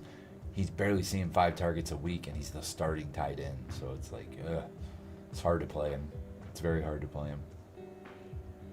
All right. It's about 4 minutes away from 11 o'clock my time, 12 o'clock noon Eastern. So I don't know. MIA, are you planning on rolling out, or are you going to stick with us through till game time today? I'm going to take off in a minute. I'm Okay. going to get through the buy and sells and stuff first. Okay. We'll wrap up quarterbacks here, and then me and Nunny will kick it for a little bit, get the rest of the day wrapped up. And maybe, I don't know, if Adam East coming in, I think right after game time, maybe we can get him to join us here for a little bit. Who knows? So let's do buy and sell. Let's get this the quarterbacks wrapped up here. Jameis Winston. Yeah, I don't know what to do with this pick. In the rain, going to Seattle. I don't like it. I'm not a big fan of this one this week. At least this week alone, I am not a fan of this at all. I'm selling him if I had him on my. I see a lot of Kamara. If he gets some receptions and takes it to the house, that's one thing. But I'm selling. No Jameis for me. Yeah, I don't think he's going to have the need to have to throw the ball downfield. Do you think because Kamara's receptions and Yak could make Winston a valuable player? Good. I also think he could throw 5 picks in the rain. Yeah, I think if you're in a pinch and you have to start him, it's not the worst thing in the world. Offense has kind of the advantage in the rain. They know where they're going. You know what I mean? Right. So I would stay away from him though. I don't like it. I don't see the need for him to have to make big plays. And if you have Jameis, that's what you're counting on. Is him throwing some big plays, you know. Yeah, Got a little spoiled with that early game where he had 4 touchdowns with 140 yards. He's the opposite of a game manager. Yeah. He's literally the opposite of a game manager. It's like either turn it over or score a touchdown. There's no in between there. That's what the weird thing is. So we missed the slide advance, Odie. Oh, we did? Oh, wow. Okay, hold on. I'm sorry. Thanks, Caesar. I don't know why it didn't jump for you guys there. Yeah. But yeah, Jameis Winston. I just that's all I can do. Just kind of grin and bear. You know who I look to have a big game, and that it won't have any fantasy implications except for maybe taking some away from Jameis. Is I think we see Taysom Hill used a lot in that game in kind of a wild card role. No, Taysom Hill's out. Is he? He's already out. They already ruled him out. Okay. I had that on one of the Twitter feeds going across. There's a question coming in here from Miller Time 22. Godwin or Waddle? I honestly, I think that's a juggling one. Like both of them are the number 1 wide receiver today. I guess Lee Evans could steal some passes from Godwin, but no Antonio Brown means Godwin's numbers go up. No Devontae Parker means Waddle's numbers go up. So that's in that case, I look at who's throwing the ball. Right. I'll take Godwin every time with Brady throwing the ball. Yeah. I think that's the deciding factor. I completely agree. The QB that's throwing those guys the ball, even with Evans on the other side of the field. Now Tua's still unknown right now. Tua looked like he made some progress last week coming back from that injury. So it's not to say that Waddle can't have a big game. Yeah, but it's a different scenario when you got Tom Brady. Antonio Brown in the lineup, I start Waddle. Antonio Brown not in the lineup, you got to say, okay, that puts more on. No Brown, no Gronk. Yeah, exactly. Yeah, it's true. Very true.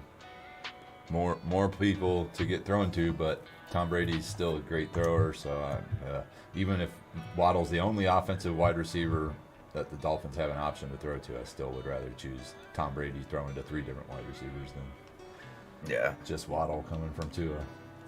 Maybe that's just history of watching and whatnot, but yeah. I'm going to ask MIA this one first because I know he's thought about this a little bit. Carson Wentz, where are you at, buy or sell on Carson Wentz right now? Like if you had him on your roster, and what would you do if you didn't have him on your roster but you needed a quarterback? If I didn't have him, I'm not going out looking for him. Okay. If I have him, maybe you try to offload him after a decent week last week, but then you got T.Y. Hilton gone. I think he's showing some progress, and he's. Is he a bye week play for you, possibly, if you were stuck in a pinch? Or would you try to find somebody better? In a pinch, I would. I think he's coming along enough with the other receivers, with Pascal, with Pittman, and I think Jonathan Taylor's playing out of his mind. Okay. So that takes, a little bit of pressure off. And I mean, look, whatever you think about Wentz, I'm sorry. I was reading something else and looking at something. Whatever you think of him, he got kind of a bum rap in Philly. They were doing the same crap that you're seeing with Jalen Hurts now, just running a game plan that doesn't fit the personnel you have and basically setting the quarterback up to fail. So I still think he's got some left in him, and I think I don't have faith in Wentz, but I have faith in Frank Reich. So that's the only thing that keeps me a little bit high on him. Yeah. What about you, Nunya? On it pretty much at the end, though. What I was going to say is when Wentz had Reich as his offensive coordinator, who's now his head coach, before he got hurt that Super Bowl year, he was on his way to being an MVP contender. Agreed. Yes, he was. They messed with his head awful. He's still got the arm talent. Bye week, yeah. I don't know if I want him every week, but I like him. I like his talent.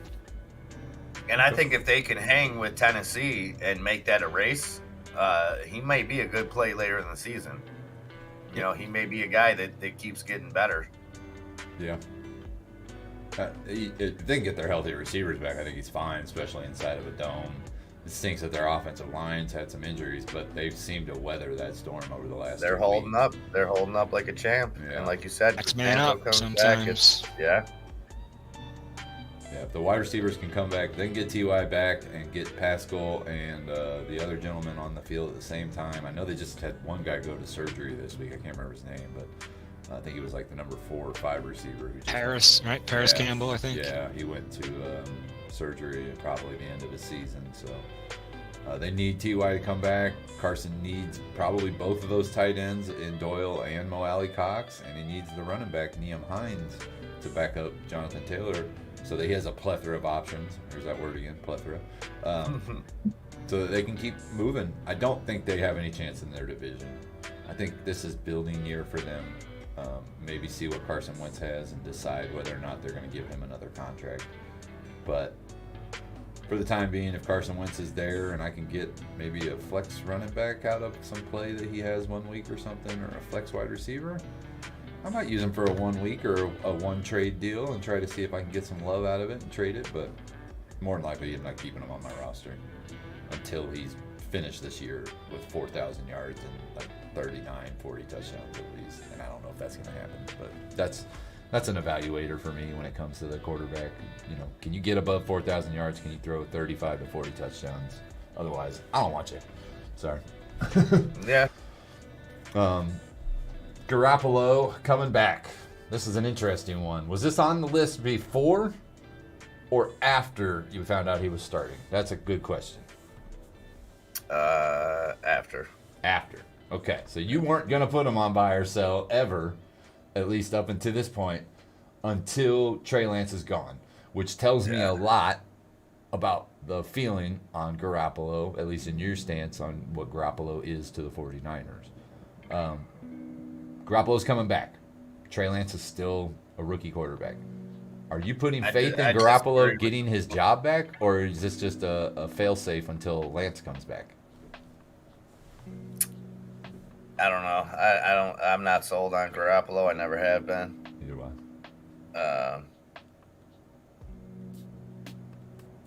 I don't know what you do with him here. I wouldn't be out looking for Garoppolo, although, you know, when somebody's job is seriously in question, they can do some amazing things. So we could see him step up. I see his days as numbered, but that's just me. Oh, you wouldn't draft a quarterback. Exactly. There's plenty of backup quarterbacks you could have signed, and you just paid this guy 2 years ago, and then you turn around and draft a rookie quarterback. Yeah, you're not doing that. Well, and mortgage the future. Look what they gave up for him. Yes, exactly. And as Arizona and the Rams continue to build leads in this division, at what point do they look to the future? Yeah. I thought they already did last week. That's why I think this is just a fail-safe because Lance is hurt. Garoppolo is only playing today because Lance is hurt. I think the 49ers have already given up on their season in a sense of that they know they can't beat those other three teams consecutively enough to win the division, and they know they're not getting a wild card. So today is Garoppolo's like last chance to sell himself as a starting quarterback in the league, period. In my book, like he's not going to get a starting job. If Trey Lance comes back for the rest of the season as healthy, you're not going to see Garoppolo starting for the 49ers. So this is literally the Garoppolo show of, hey, Houston, do you want a quarterback? Hey, not Jacksonville anymore, but, any of these teams that have questionable quarterbacks, this is a chance for Garoppolo maybe to move himself into a new position of a quarterback somewhere. But I think it's done in San Francisco. I think he already showed in 2 years. They tried to go to the Super Bowl with him. They made it to the Super Bowl with him. He couldn't do it. I think they gave up on him like Philly gave up on Wentz. Yeah. So, but yeah, if I'm 49ers fan right now, I'm not happy that this Garoppolo is starting today. I'm like, I want Trey Lance back so he can get more time, sink or swim. Instead, you're watching Garoppolo come in and hope maybe he can get a win that doesn't really even matter. Yes. Give me like 5 minutes, Odie, then I'll stick it out till 1. Let me just make a phone call real quick. Oh, okay. Hop off for a second, and then I'll stick out the rest of this. Good Let deal. me just make a phone call. Okay. Right back. We did all the slides. That's everything. Yep, we all good on all that. Yep. Cool. We're just going to kick it for a little bit, talk about some sheep, I think, yeah. Awesome. Yeah, let me just make a phone call real quick, and I'll be right back with you guys. Okay. Yeah, I tried to sell some sheep, Nunya, a couple minutes ago. I hate Binance's phone app because you try to do a limit order and it blocks out the numbers where you can't fill in the limit order on a Samsung phone. So I couldn't get anything off to sell. I couldn't sell anything. I wanted to get rid of it there when it got almost up to 45. So frustrating. But you got any feelings on any of the games today that you're just personally liking, and just give you a couple moments here to let you say anything you want. You're welcome to have your time here for sure. Tell you what, man, I am. We've touched on it before, but I am for sure looking forward to that Ravens-Bengals game. I do see a Hurts or Jackson question from Miller Time 22. I think to me, no-brainer Lamar Jackson. I hate to say that's a no-brainer, but I'm not a fan of Hurts or the team he's playing this week. Neither am I. Or the game plan they set out for him every single week. Yeah. It's painful to watch. Yeah, that's Lamar Jackson. I literally cringed last week watching Hurts run around and just like have nowhere to go except for, hey, 5 seconds later he's getting sacked for the 13th time. Like, are you kidding me? This is or he's barely getting 1 yard run because they don't have a game plan that's actually working for him. So Jackson all the way. Jackson. There's no joke in that. It's Jackson. Andre P coming in saying he has power. Sorry he lost it. Got it back earlier. Yeah, I think I saw him earlier say it was supposed to be back on by 1, and he got it on a little bit early. So happy for you, bud. Yeah, I don't know if there's any other great games this week. Yeah. Other than that, Cincinnati, Baltimore. Start Gibson or McKissick. Jimmy Amped Man coming in. Start Gibson or McKissick. PPR, is it Right. traditional? Because that's going to make a difference between those two guys. But Gibson is suited in starting. We did get that confirmation.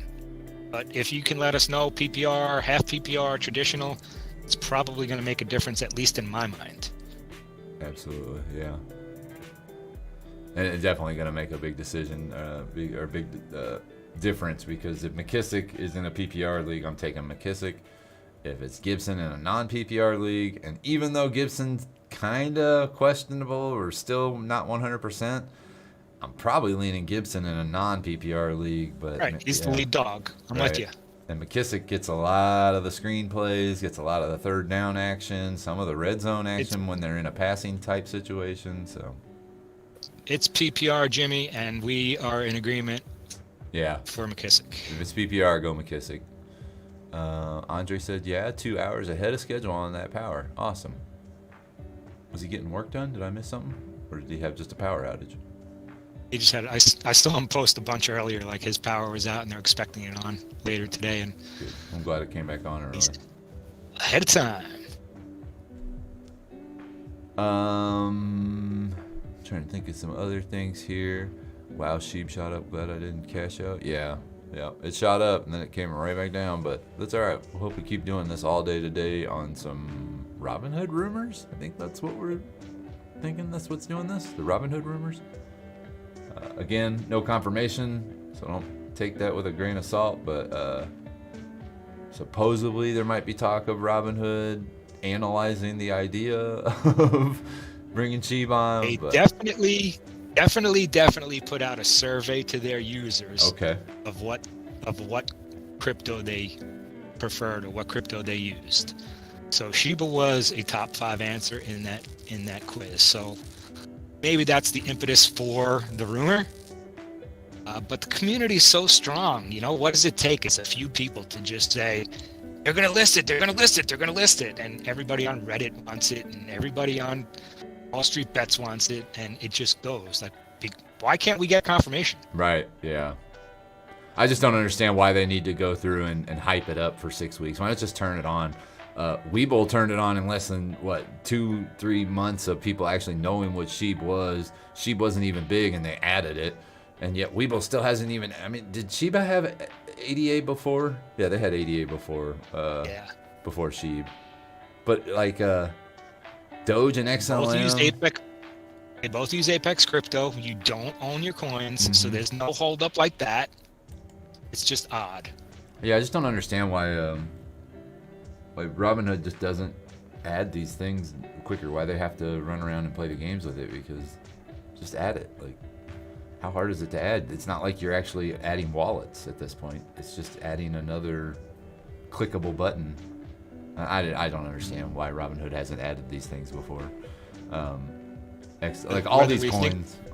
Do they have to buy a rights to sell them or something? Maybe they have to set up a legal... That's what I was just going to say, because all of this Apex crypto, where you do or don't necessarily, you don't own your coins. Yeah. They do. You're just buying the right. Do they have to become a whale to expect the influx of trades on Shiba? Maybe. Do they have to buy 500 billion today because they know how much are going to be bought in the next few weeks? It's very possible. Yeah. The run up. We just don't know. Yeah, I have no clue, because it makes no sense to me. If they've known for months that Shiba's going up, they could have been making money on every single click, every single time somebody bought, just like they do on Doge, just like they do on Ethereum, just like they do on Bitcoin.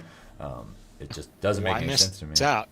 Try and be first to market. Yeah, and meanwhile, Webull's over here every 3 weeks now throwing up new cryptos, or at least trying to.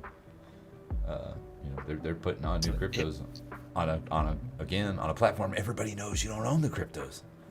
So Webull's just doing it to keep people there on the weekends, because they know people leave their platform on Fridays and don't come back till Monday. So it's like, well, if we put crypto on here, maybe they'll stick around and keep dropping money into our platform. That's the way I look at it. But I don't know why Robinhood hasn't taken advantage of that. It just makes me that much more skeptical. It seems like a no-brainer. What's holding them up? Yeah. Let's see here. We've got about 45 minutes till game time. I'm gonna take a quick look at Twitter just one more time, see if Adam Schefter or Ian Rappaport has anything. Nothing. I'm on it right now. Yeah. Ian Rappaport's got his new 34-minute or his video up 34 minutes ago, so that's probably his final run. Actives, inactives, Preston Smith, Kevin King are out for the Packers. Jets linebacker CJ Mosley out. Giants wide receiver out. Tight end Evan Engram. Sterling Shepard out. Tight end Evan Engram is up and good. And linebacker Dante Hightower is out for Patriots. That's huge, actually. That's a big Yep. Cornerback Will Jackson out for the Washington football team. Just makes that a little bit more easier, I think, for the offenses against Washington football team. Laura and Jim Cooperman. I'm in a 12-team 2-quarterback league and no starting quarterbacks available. I need to pick up a quarterback who has a chance of getting on the field out of Glennon, Driscoll, or Dalton. Ick. Okay, I'm in a 2-team, 2-quarterback league with no starting QB available. I need to pick up a backup QB who has a chance of getting on the field out of Glennon, Driscoll, or Dalton. Driscoll, maybe? That's tough. 2-quarterback league is awesome, though. That's a great league. Dalton playing for Chicago. I don't think he'll see game time today unless Trey Lance takes a huge hit. Justin Fields, but yeah, unless he's hurting out. Yeah, Justin Fields has been taking huge hits all season, so it doesn't seem like he's going to get knocked out of any game. He looked like he got his lights knocked out last week, and he got right back up. Yeah. So I don't see him coming out. The Giants are not sitting Danny Dimes unless he's out. Yeah. Future, they're not. And Houston's on a backup of a backup, so I think Driscoll can, if you got a chance of anybody playing other than, it's a shot in the dark of an injury happening. I would lean towards Driscoll. I'm going Darius Slayton, Gen Matt. I don't trust a rookie quarterback against the New England Patriots. That kid threw 4 touchdowns or 4 interceptions last time they played. I know Darius Slayton and Jones have a better connection, so to answer your question, Jim, Matt, I personally am going Slayton on that one. I don't know about you, Daniel. What are you thinking? And Slayton is pretty much the default number 1 for the Giants this week, and Crowder is the slot guy. Corey Davis is the number 1 for the Jets. So I would probably go to Slayton. Yeah. Davis Mills is available. I was told from somebody that this probably is the week, but only for you, Nufo. Yeah, dude, you might want to only for you. You might want to sit Mahomes this week and go with Davis Mills, Nufo. That might be a good move. Also, if you happen to have a number 1 wide receiver, you might want to look into what's his name, Wes Welker. I heard he's coming back to the league. And I was playing with you, Nufo. Never sit Mahomes. You know this. Never sit Mahomes. I know that's a questionable or a joke question, but so anyone else? An ongoing joke that we love to see every week. Good to see you, Nufo. Happy birthday, by the way, Nufo. Happy birthday. Dated, that's right. I heard it was today. I swear I heard it was today? October 24th? Birthday today? Yeah, 24th, yeah. It's also Gone Postal's birthday today, by the way. Every day. Nufo and Gone Postal sharing a birthday today. Looks like Sheeb did its little bounce and starting to go back upward again. So, I don't know if y'all bought in on a new position or if you're just watching your position, but not bad. Resistance has definitely come up over 40. Like I said, I did not see any new info coming up on Schefter's page. I'm going to creep over to... I didn't see it on Field Yates. I didn't see it on rotoworld.com, and I have not seen anything new on CBS Sportsline. So I think until that dreaded last-minute game time decision, we may be stuck. Right.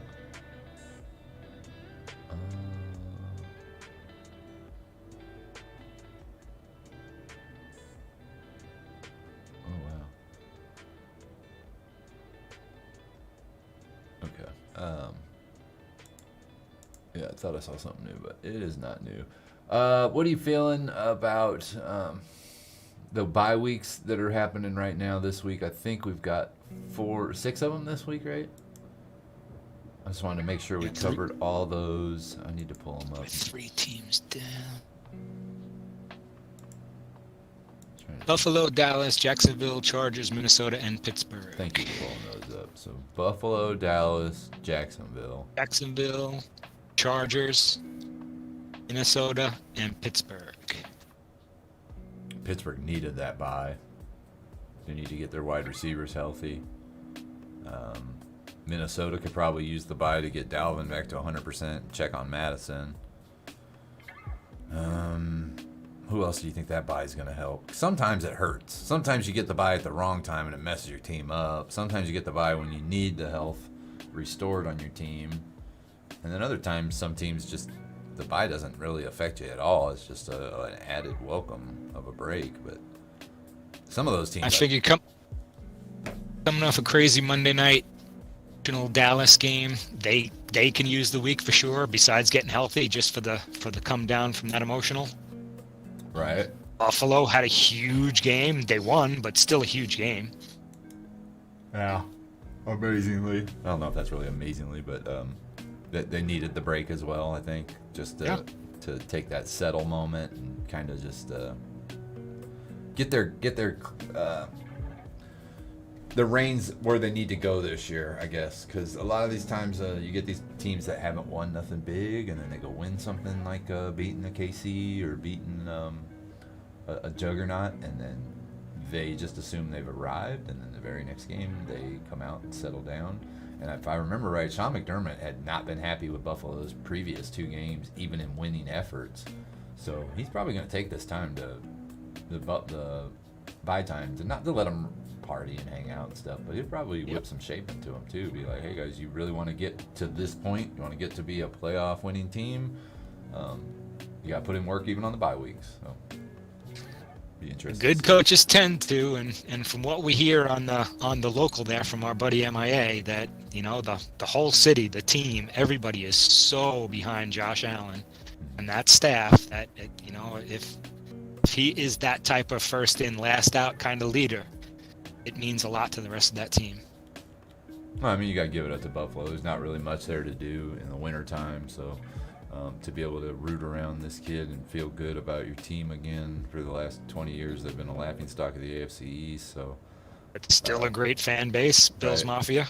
Yeah, and they're getting stronger. Every season that they get a little better, that the Bills Mafia gets a little stronger, gets a little more vocal. I like Buffalo. I've always liked Buffalo as like a secondary team simply because of what they did in the 80s and 90s when I was growing up. But I'm interested. I want to see somebody take the reins from Bill Belichick and really put a handle on the AFC East for a couple years in a row and say, hey, no more Bill Belichick, no more. So I hope Buffalo can do that, win that division throughout for a couple years, every year. I don't know if it'll really affect anything, but just be nice to see Bill Belichick not getting that championship trophy for that division every year. Yeah. I'll be interested to see if he's got Garoppolo throwing for him next year. No doubt. You think he'll go back and buy back Garoppolo? Would that be interesting? He sold Garoppolo off after he wanted to keep Garoppolo, but was forced to keep Brady. And now he's seeing what Garoppolo would have turned into, or at least getting an idea. You think he would bring Garoppolo back in? Maybe Josh McDaniels would bring Garoppolo back in? He's made of glass, but when he's healthy, they went to the Super Bowl. He's no joke. He's a good quarterback when he can stay on the field. He just can't. The last time he got hurt, I saw an interview with him, and he straight up looked defeated. He said, "This is getting old." Like he wanted to almost retire on the spot. He was like because almost he knows crying. He can go and make millions of dollars as a movie star or a model. There you go. Garoppolo can basically roll out and do whatever he wants. But yeah, I'd be kind of interested to see if they were to sign him. If they were to bring him back and sign him back to the New England's roster, that would be crazy because he's literally the guy that ended, or part of the reason that the Brady era ended was because that rift started when Belichick wanted to get rid of Brady. So, yep. I see Mr. MIA has returned. Hope everything went well. I am back. Good deal. You been listening to anything we were talking about there? Oh, yeah. Yeah. What are you thinking about Garoppolo back in New England possibilities? Think that would be just the biggest craziness, or you think it's possible? I think it's possible. I don't see why not. I don't think it's likely, but seen stranger things out of Belichick, and it's uncharted territory, right? Belichick hasn't had to worry about a quarterback for 20 years. 20 years, yeah. Right. Maybe he's seeing now that just molding another one isn't as easy as maybe he thought. Like Mac Jones just might not be Tom Brady. He may not be Tom Brady, and you know what? I think what MIA was saying there might make Belichick realize that maybe Garoppolo wasn't going to be the answer either. True. Because there was a time that, from what we've heard, reports, Belichick wanted Garoppolo and was ready to deal Brady. Like, was ready to deal Brady to whoever would take him. Brady got with Kraft and said, no, that ain't happening. Kraft put his foot over the top of Belichick, and that's what started the rift, from I take it. But then Brady turned around and won another Super Bowl, which made that rift even harder. Mm-hmm. And then we get the results of what happened 2 years ago. So, if Garoppolo was to make it back in New England, I don't know how the fans would take him. I don't know if he would really be worth anything. I know this is all speculation. We're just talking to talk, but I do still think that Garoppolo's time in San Francisco is done, and he's definitely on show today to be a starting quarterback somewhere else. Yeah. Yes. Or a feasible backup. Who knows? I would say Houston's probably the number one person looking at him, or the number one team looking at him. Do you think of anywhere else that needs a quarterback right now that hasn't drafted one recently? Not that's ready to win. Not that, Kirk Cousins' commitment to stupid Minnesota, but... Washington, Garoppolo? Step on Heineke's shoes, but they're not winning right now.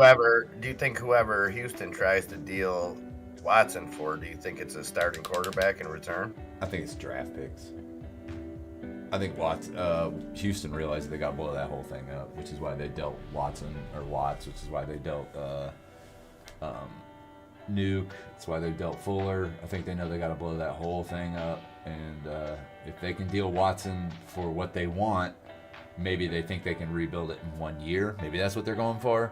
Honestly, at this point, I'd deal Watson for a 6-rounder just to get him off my roster with whatever's coming down the pike, but that's not worth it when you paid so much to get Watson. I think Watson might still be on the end of a rookie contract, his 5th year of a rookie contract this year, so he may be a free agent next year. I'm not 100% sure. I'm pretty sure he signed the. Oh, you're right. Extension. He signed the monster extension, and then the news came out immediately. Yeah. That's right. He signed a little bit, like $80 million for 3 more years or something like that. I don't know. I can't remember. Because they were trying to get it up there with Mahomes' money, and they couldn't get there. It was somewhere over $50 million guaranteed, and then the news came out. Yeah, that's frightening. I've heard some of that. I don't want to get into it here on the channel. But nope. Yeah. Let's keep it positive, and everything is innocent until proven guilty. I agree with you, Caesar. That was a terrible Bills call to not kick the field goal last week and go to overtime. Agreed. They should have just kicked it. But it's the Bills. We'll see what they do. It's a gutsy call. I don't know if they make it, then it's a great call. It's always that kind of case. So we got, and at that point, Tennessee was running all over them. So I think they looked at it like our defense isn't holding. I mean, to me, it's kind of a shot at the defense because their defense has been strong all year, and it kind of gives the old we don't have faith that our defense can hold, but you got to respect them for going for the win. Yeah, you do. You have to give them the respect for sure. It takes them to get them. You know what I mean? You got especially where they're at. They weren't in a must-win situation. They're on cruise control in the AFC East. So. Quick question here. I'm going to step out right after I ask this question and let you guys answer it, but I kind of wanted to see what I'm going to listen to it. But, all right, so we got a new host on here. And MIA, I know I've never asked you this question. What are both of yours go-to football watching scenarios and food? What do you like to do when you're watching football? And I'm going to de-camera for a second, but I'll be here to listen. Go ahead, Nanya. You go first. Mine ain't interesting. I do the same thing every week. Yeah, I'm definitely a homebody and like to, used to like to do the red zone, the football crack here by myself, but now I do it every week in the Discord here, and we might talk some trash in there and have some fun. It's a blast. And I am a coffee and with flavor, but as hot of wings as I can possibly make. I like chicken wings on Sunday with my football. Nice. Yeah, I'm kind of similar. I do just about the same thing. I go to the same friend's house that I have for 15, 20 years. We get the Sunday ticket every year. He's got like 6 TVs in his garage. Oh, no. Out there. Nikki's best friends with his kids, so they hang out and play and do what they do. And you guys potluck it? Yeah, we pretty much just like take turns. Somebody else cooks every week and just kind of all contribute. Once in a while, we'll just take it easy and order pizza. But I think somebody's making jambalaya today. So we'll see how that comes out. Nice. Oh, I want to come. That's cool, man. It's we've been doing it for years. It's a tradition. Sunday's always kind of been my only day that I take a little bit of time for myself to relax. I make the argument NFL Red Zone killed my marriage, or was one of the main reasons. I am a type of person that will tell anyone, do not call me on Sundays. Do not text me on Sundays. I don't mind if they do, but I just say it to be a jerk. But I literally, from noon, even before we did this, I was couch locked from noon till the end of Sunday Night Football on Sundays. And I'll eat whatever. I'm not a big, I like to cook, don't get me wrong, but when I'm busy on Sundays watching stuff and doing fantasy, it's a little bit harder to cook. So I like to pre-make something usually on Saturday. Wings are good, just something hand food, so I can just grab and wipe my fingers off and touch my keyboard again or my phone.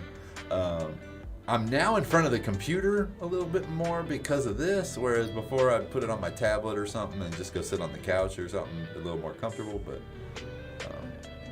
yeah, I'm basically the same way. I just watch the Red Zone.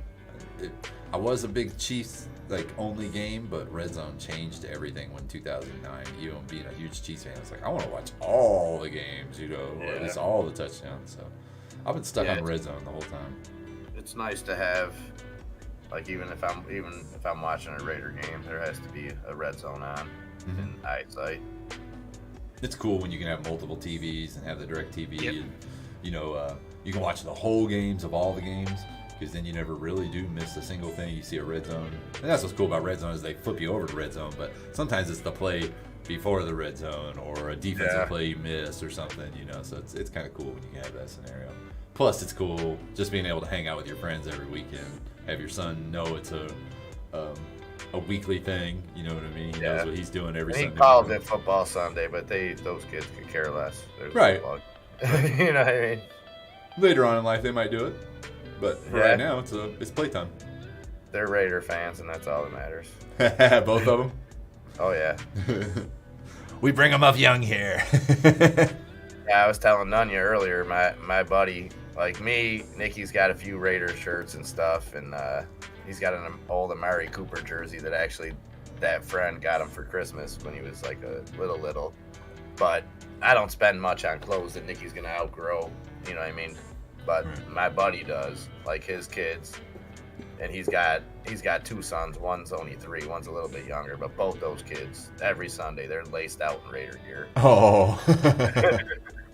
Josh Jacobs and Ruggs jersey or something on these kids. They got them all. They got sending them to school with Raiders backpacks, the whole 9. That's cool. A little different for Buffalo, I bet, but I bet you there is some traveling fans from everywhere, all over the place. Yeah. Because that's a far distance to be a fan from Raiders to Buffalo. But it's cool that you guys all are the same team and everything. Yeah. Andre, I have not done the one chip challenge. I don't plan on doing that ever. I watched D-Grade do the one chip challenge and smile through the whole thing. Yeah, I don't think I could hold that composure. No. I'm having the coffee give me a stomach ache chip challenge right now. And I'm not That was doing good. impressive because I watched somebody else do the one chip challenge and I've seen Wasn't so two 40-year-old grown men at work at construction job site eat the chips, and both of them went home. Both of them went home within 30 minutes. They were red. Their eyes would not stop crying. Their lips, they were stupid and touched their face after touching the chip. Like, guys, don't touch your face. And they did it. And yeah, they went home. Yeah, I'm good on all that. That's why I was like, D, grab a towel, wash your hands. Do not touch that. Don't rub your eyes. Don't get it in your beard. You don't want that on your eyes or in your nostrils or anything like that, man. Your nose will run for 10 days straight. You'll never get it out of your nose if you rub your nose with that powder. Oh. I have not done the chip challenge. I don't think I would ever do it, honestly. Andre says, I think he did the Homer Simpson wax on the tongue trick. He ate a candle or poured a candle in his mouth before he did it. I'm checking one more time. We're about 20 minutes. I'm sure there's nothing changed, but I'm going to go ahead and check it. See if there's any updates up. Let's say get your rosters ready, guys. Take a last look because it is about to be kickoff time here real soon. Is there? Yeah. There's no. There's no London game this week. Okay. Yeah, as Schefter, no new reports. Rappaport, no new reports. last Field Gates is 30 minutes ago. Right. Yep. No ESPN, no Fox Sports News, no. What's the ball? Oh, Glazier. No. check out the happy ending for Bill Belichick from Newfo. Sources from multiple Robert Kraft massage. Oh wow. Wow. Happy birthday, Nufo. Happy birthday, brother. That's a great tweet or a great comment. That's awesome. D-Grade says, well, I'll do it again if I can find them. There you go, Getting D-Grade. harder to find now, huh? You might be having to find them for Westside now that we hit 21,000, right? Oh, yeah. Was he mukbanging again? I think he was the agreement that if we hit 21,000, he was going to do a one-chip challenge for D-Grade. I think. Oh, cool. Oh, sorry. Chair about broke over there. Richard Starr. Welcome, my friend. Yeah, no Jay Glazier updates. Jay Glazier is reporting as of 21 minutes ago that the Texans are still engaged with trade talks for Deshaun Watson. No one is paying you what you want. Stop, Texans. No one is paying you what you want. The news is already out there. You're not getting a 7th rounder for this kid. You might as well just drop him. Honestly, I don't understand that. Why don't they just drop him? Money, I guess. I don't know. It's such a PR nightmare. Okay. I mean, I guess maybe they can get wrongful termination for dropping him if he's not proven guilty yet. But Who are the what a teams PR that need a nightmare. quarterback right now? Tell me the teams that, let's just shoot through that. Who's the teams that need a quarterback? Houston. Yeah. 49ers maybe. Bears maybe. Detroit, maybe. Eagles. Giants, maybe. Detroit. Giants. Yeah, but All even of those that- guys have young rookie receivers, young rookie talent. Do you think you're going to bring Deshaun Watson in after the news that he just did and let that guy run your team when you don't even know if these allegations are anywhere near true, let alone do you want him showing rookies how to do the same thing? You know what I mean? I don't In the think locker room. there's not very many teams, I think, that would accept Deshaun Watson pre-court date, Patriots. adjudication. Patriots maybe, but they're not starting him. You think maybe? I don't know. I could see. There's so many That- court dates coming up. Yeah, I don't know. Because right now, is it a team thing or an NFL thing that he's not playing? Okay, I'll report what I've listened to LeVar Arrington and what's his name, Brady Quinn talk about here just Friday morning. According to LeVar Arrington's sources, that he will not play in Houston ever again, even if the NFL, even if nothing happened in the court, he's done in Houston. The only reason the NFL hasn't moved on it yet is because he's not on an active roster. But the minute he gets traded and someone puts him on an active roster, they are shutting him down. They are not letting him play. That's from Brady Quinn's sources and LeVar Arrington's NFL sources. That those are head people in the NFL saying, we don't care if it goes to court or not. If he gets traded and moved onto an active roster away from Houston in any time in the future, he is not going to be on. The NFL will put him on the exemption list essentially, and he will not be playing until the court stuff is handled. So it's like nobody's going to trade for that. Nobody's going to give you a second round if that's what they're hearing. Nobody's going to give you a third round for that because this kid could be on the exempt list for the next 6 years. You don't know. And then go to jail for 30. Right. Yeah. Right, exactly. So, like, you're going to give up a draft pick that could cost you a good running back or a good wide receiver in the next 1 or 2 drafts? I don't think so. They're going to have to Heather cut him. E. Good afternoon, Heather E. Hey, Heather E. Good afternoon. Anthony, welcome back. Yep, Anthony's got a good comment there. I mean, I think the kid's a good player, but I think he's proven that he is human trash, maybe, if this stuff turns true. Yeah. We'll see. And he was a big guy. Like, when Mahomes was getting signed, everybody was like, well, you guys going to take care of Watson? He's a great quarterback with a good future in front of him. And turns out he was not doing great the whole time. So, or at least, what's the word I'm thinking of? Allegedly. Allegedly. Yeah. Allegedly. Over 60 calls to escorts. Yeah. It's kind of allegedly hard to make that alleged. But Especially in the time of Schmovid, you need more than one non-professional masseuse to give you Oh, yeah. all those. Yeah, no thanks. Speaking of allegedly, we allegedly have somebody making their debut here in about 15, 20 minutes. that's right. And I see the E family is here to support him. I do. And See that. bring it through. Yep. We are enjoying our weekend, Heather. I hope the same goes for you. We are all really enthralled to welcome Adam in here, for sure. Yeah. I'm going to be muting football and listening to him. I think I am too, honestly. Too. I can always watch football. I don't get a chance to hear a new guy on the stream here the first time, so Yeah. kind of Definitely pumped up had about enough that. years of listening to the broadcasters in football. I'll listen to Adam E. That'd be great. Mute Yeah. on football. I don't need any Troy Aikman this morning. No, I'm good with that. Any Tony Romo takes this morning. I can take Adam E's takes over that any day. Oh, yeah. Oh, Anthony Oh, says, never left, just been busy. Well, thank you. Appreciate that, Anthony. We really do appreciate that.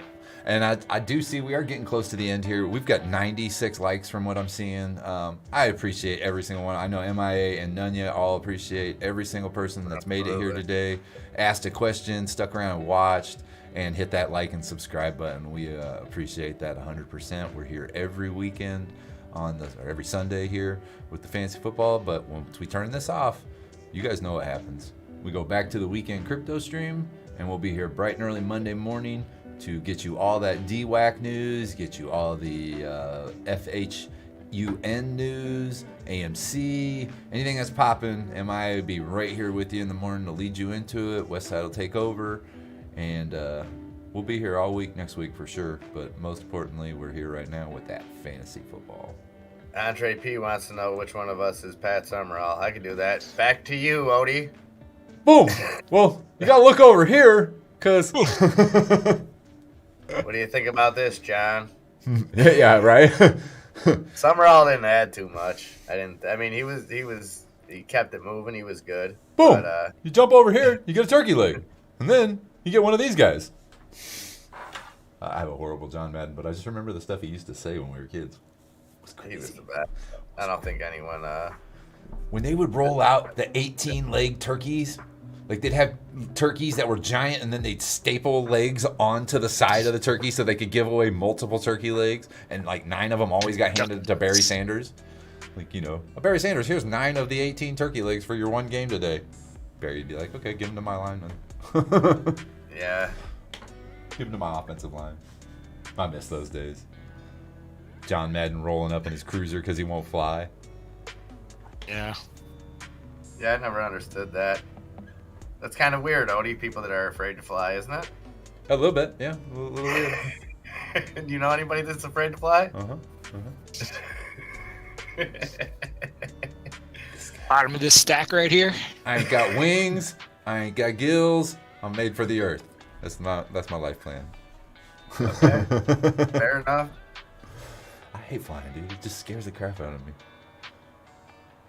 There you go, Tenacious Matt, the turducken with all of those legs to he did hand have out. a couple turduckens there for a couple years. I love it. Robin says, awesome job, Nunya. You fit right in. He sure does, Robin. Thank you, Robin. Since the beginning. He's just one of the guys, man. Yep. He knows a guy. He's one of the guys that. I got a couple guys right on the screen here. He's They a got my good back. fella, you know? What week was it that Caesar was like, hey, you guys, just throw Nunya in there? I think it was week 2.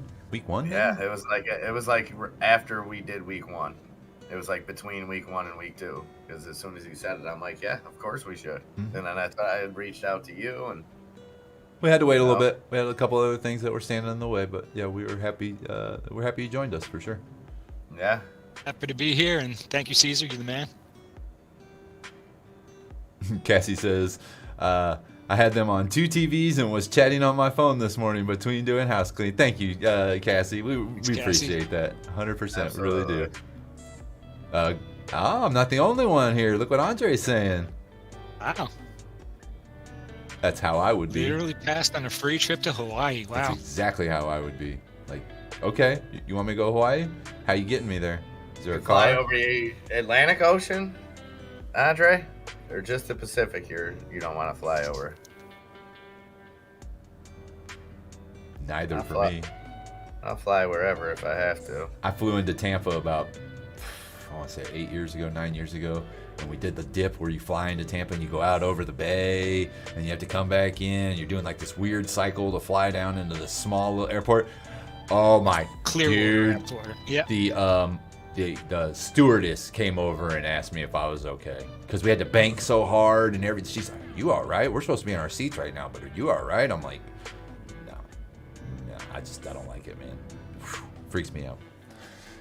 It's like a cat in above a swimming pool, just clawing his way trying to get out of that situation." Yeah, meanwhile, Snappy's over there. He's got over 500,000. Yeah, right? Yeah. Mm-hmm. Snaps that guy when he's Hey, like, Tenacious. go ahead, sorry. Sorry. Got a Tenacious Matt question, and it does look like Penny is the lead back for Seattle. Okay. Monday night. So it's going to be away from Collins and they're pushing more for Penny. Thank you very Last much. I read 30 minutes ago. Yeah. Yeah, Snap's the guy that walks up to the window and he's just like, just act like you're calm. Just act like you're cool. You'll get through customs. No problem.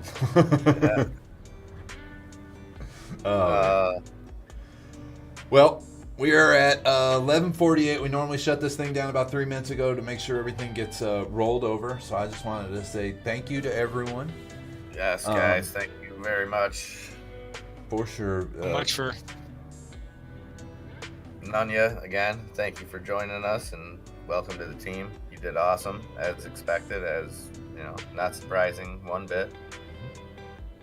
I think had a everyone great time. enjoys the Halloween background. Can't wait to see the Christmas background here pretty soon. I'm sure that'll be coming. But yeah, thank you so much for joining. Thank you so much for being here today, everyone out there in the chat. Again, we're going to switch over to crypto. We'll get you going with, I believe, Adam E's first run here on a weekend mic. I'll say thank you to my 2 great co-hosts. Thank you to both you guys. Thank you to Westside, who's out there and was here today. We wouldn't have this whole thing without his ideas, so he's part of it. I know he's got some different things going on in his world right now that's keeping him away, but I want to say thank you to him. Thank you to Bulldog and Lindsay for letting us do this on their crypto channel. We appreciate that, and we love you guys. We're gonna close it out now, and we'll see you back here next Sunday. All right, Trader fam. Great week, guys. Fam. Everybody have a great week. We'll see y'all later. See y'all. Night, or good afternoon. I almost said night. Go Chiefs. Peace. Go Raiders. Hey guys.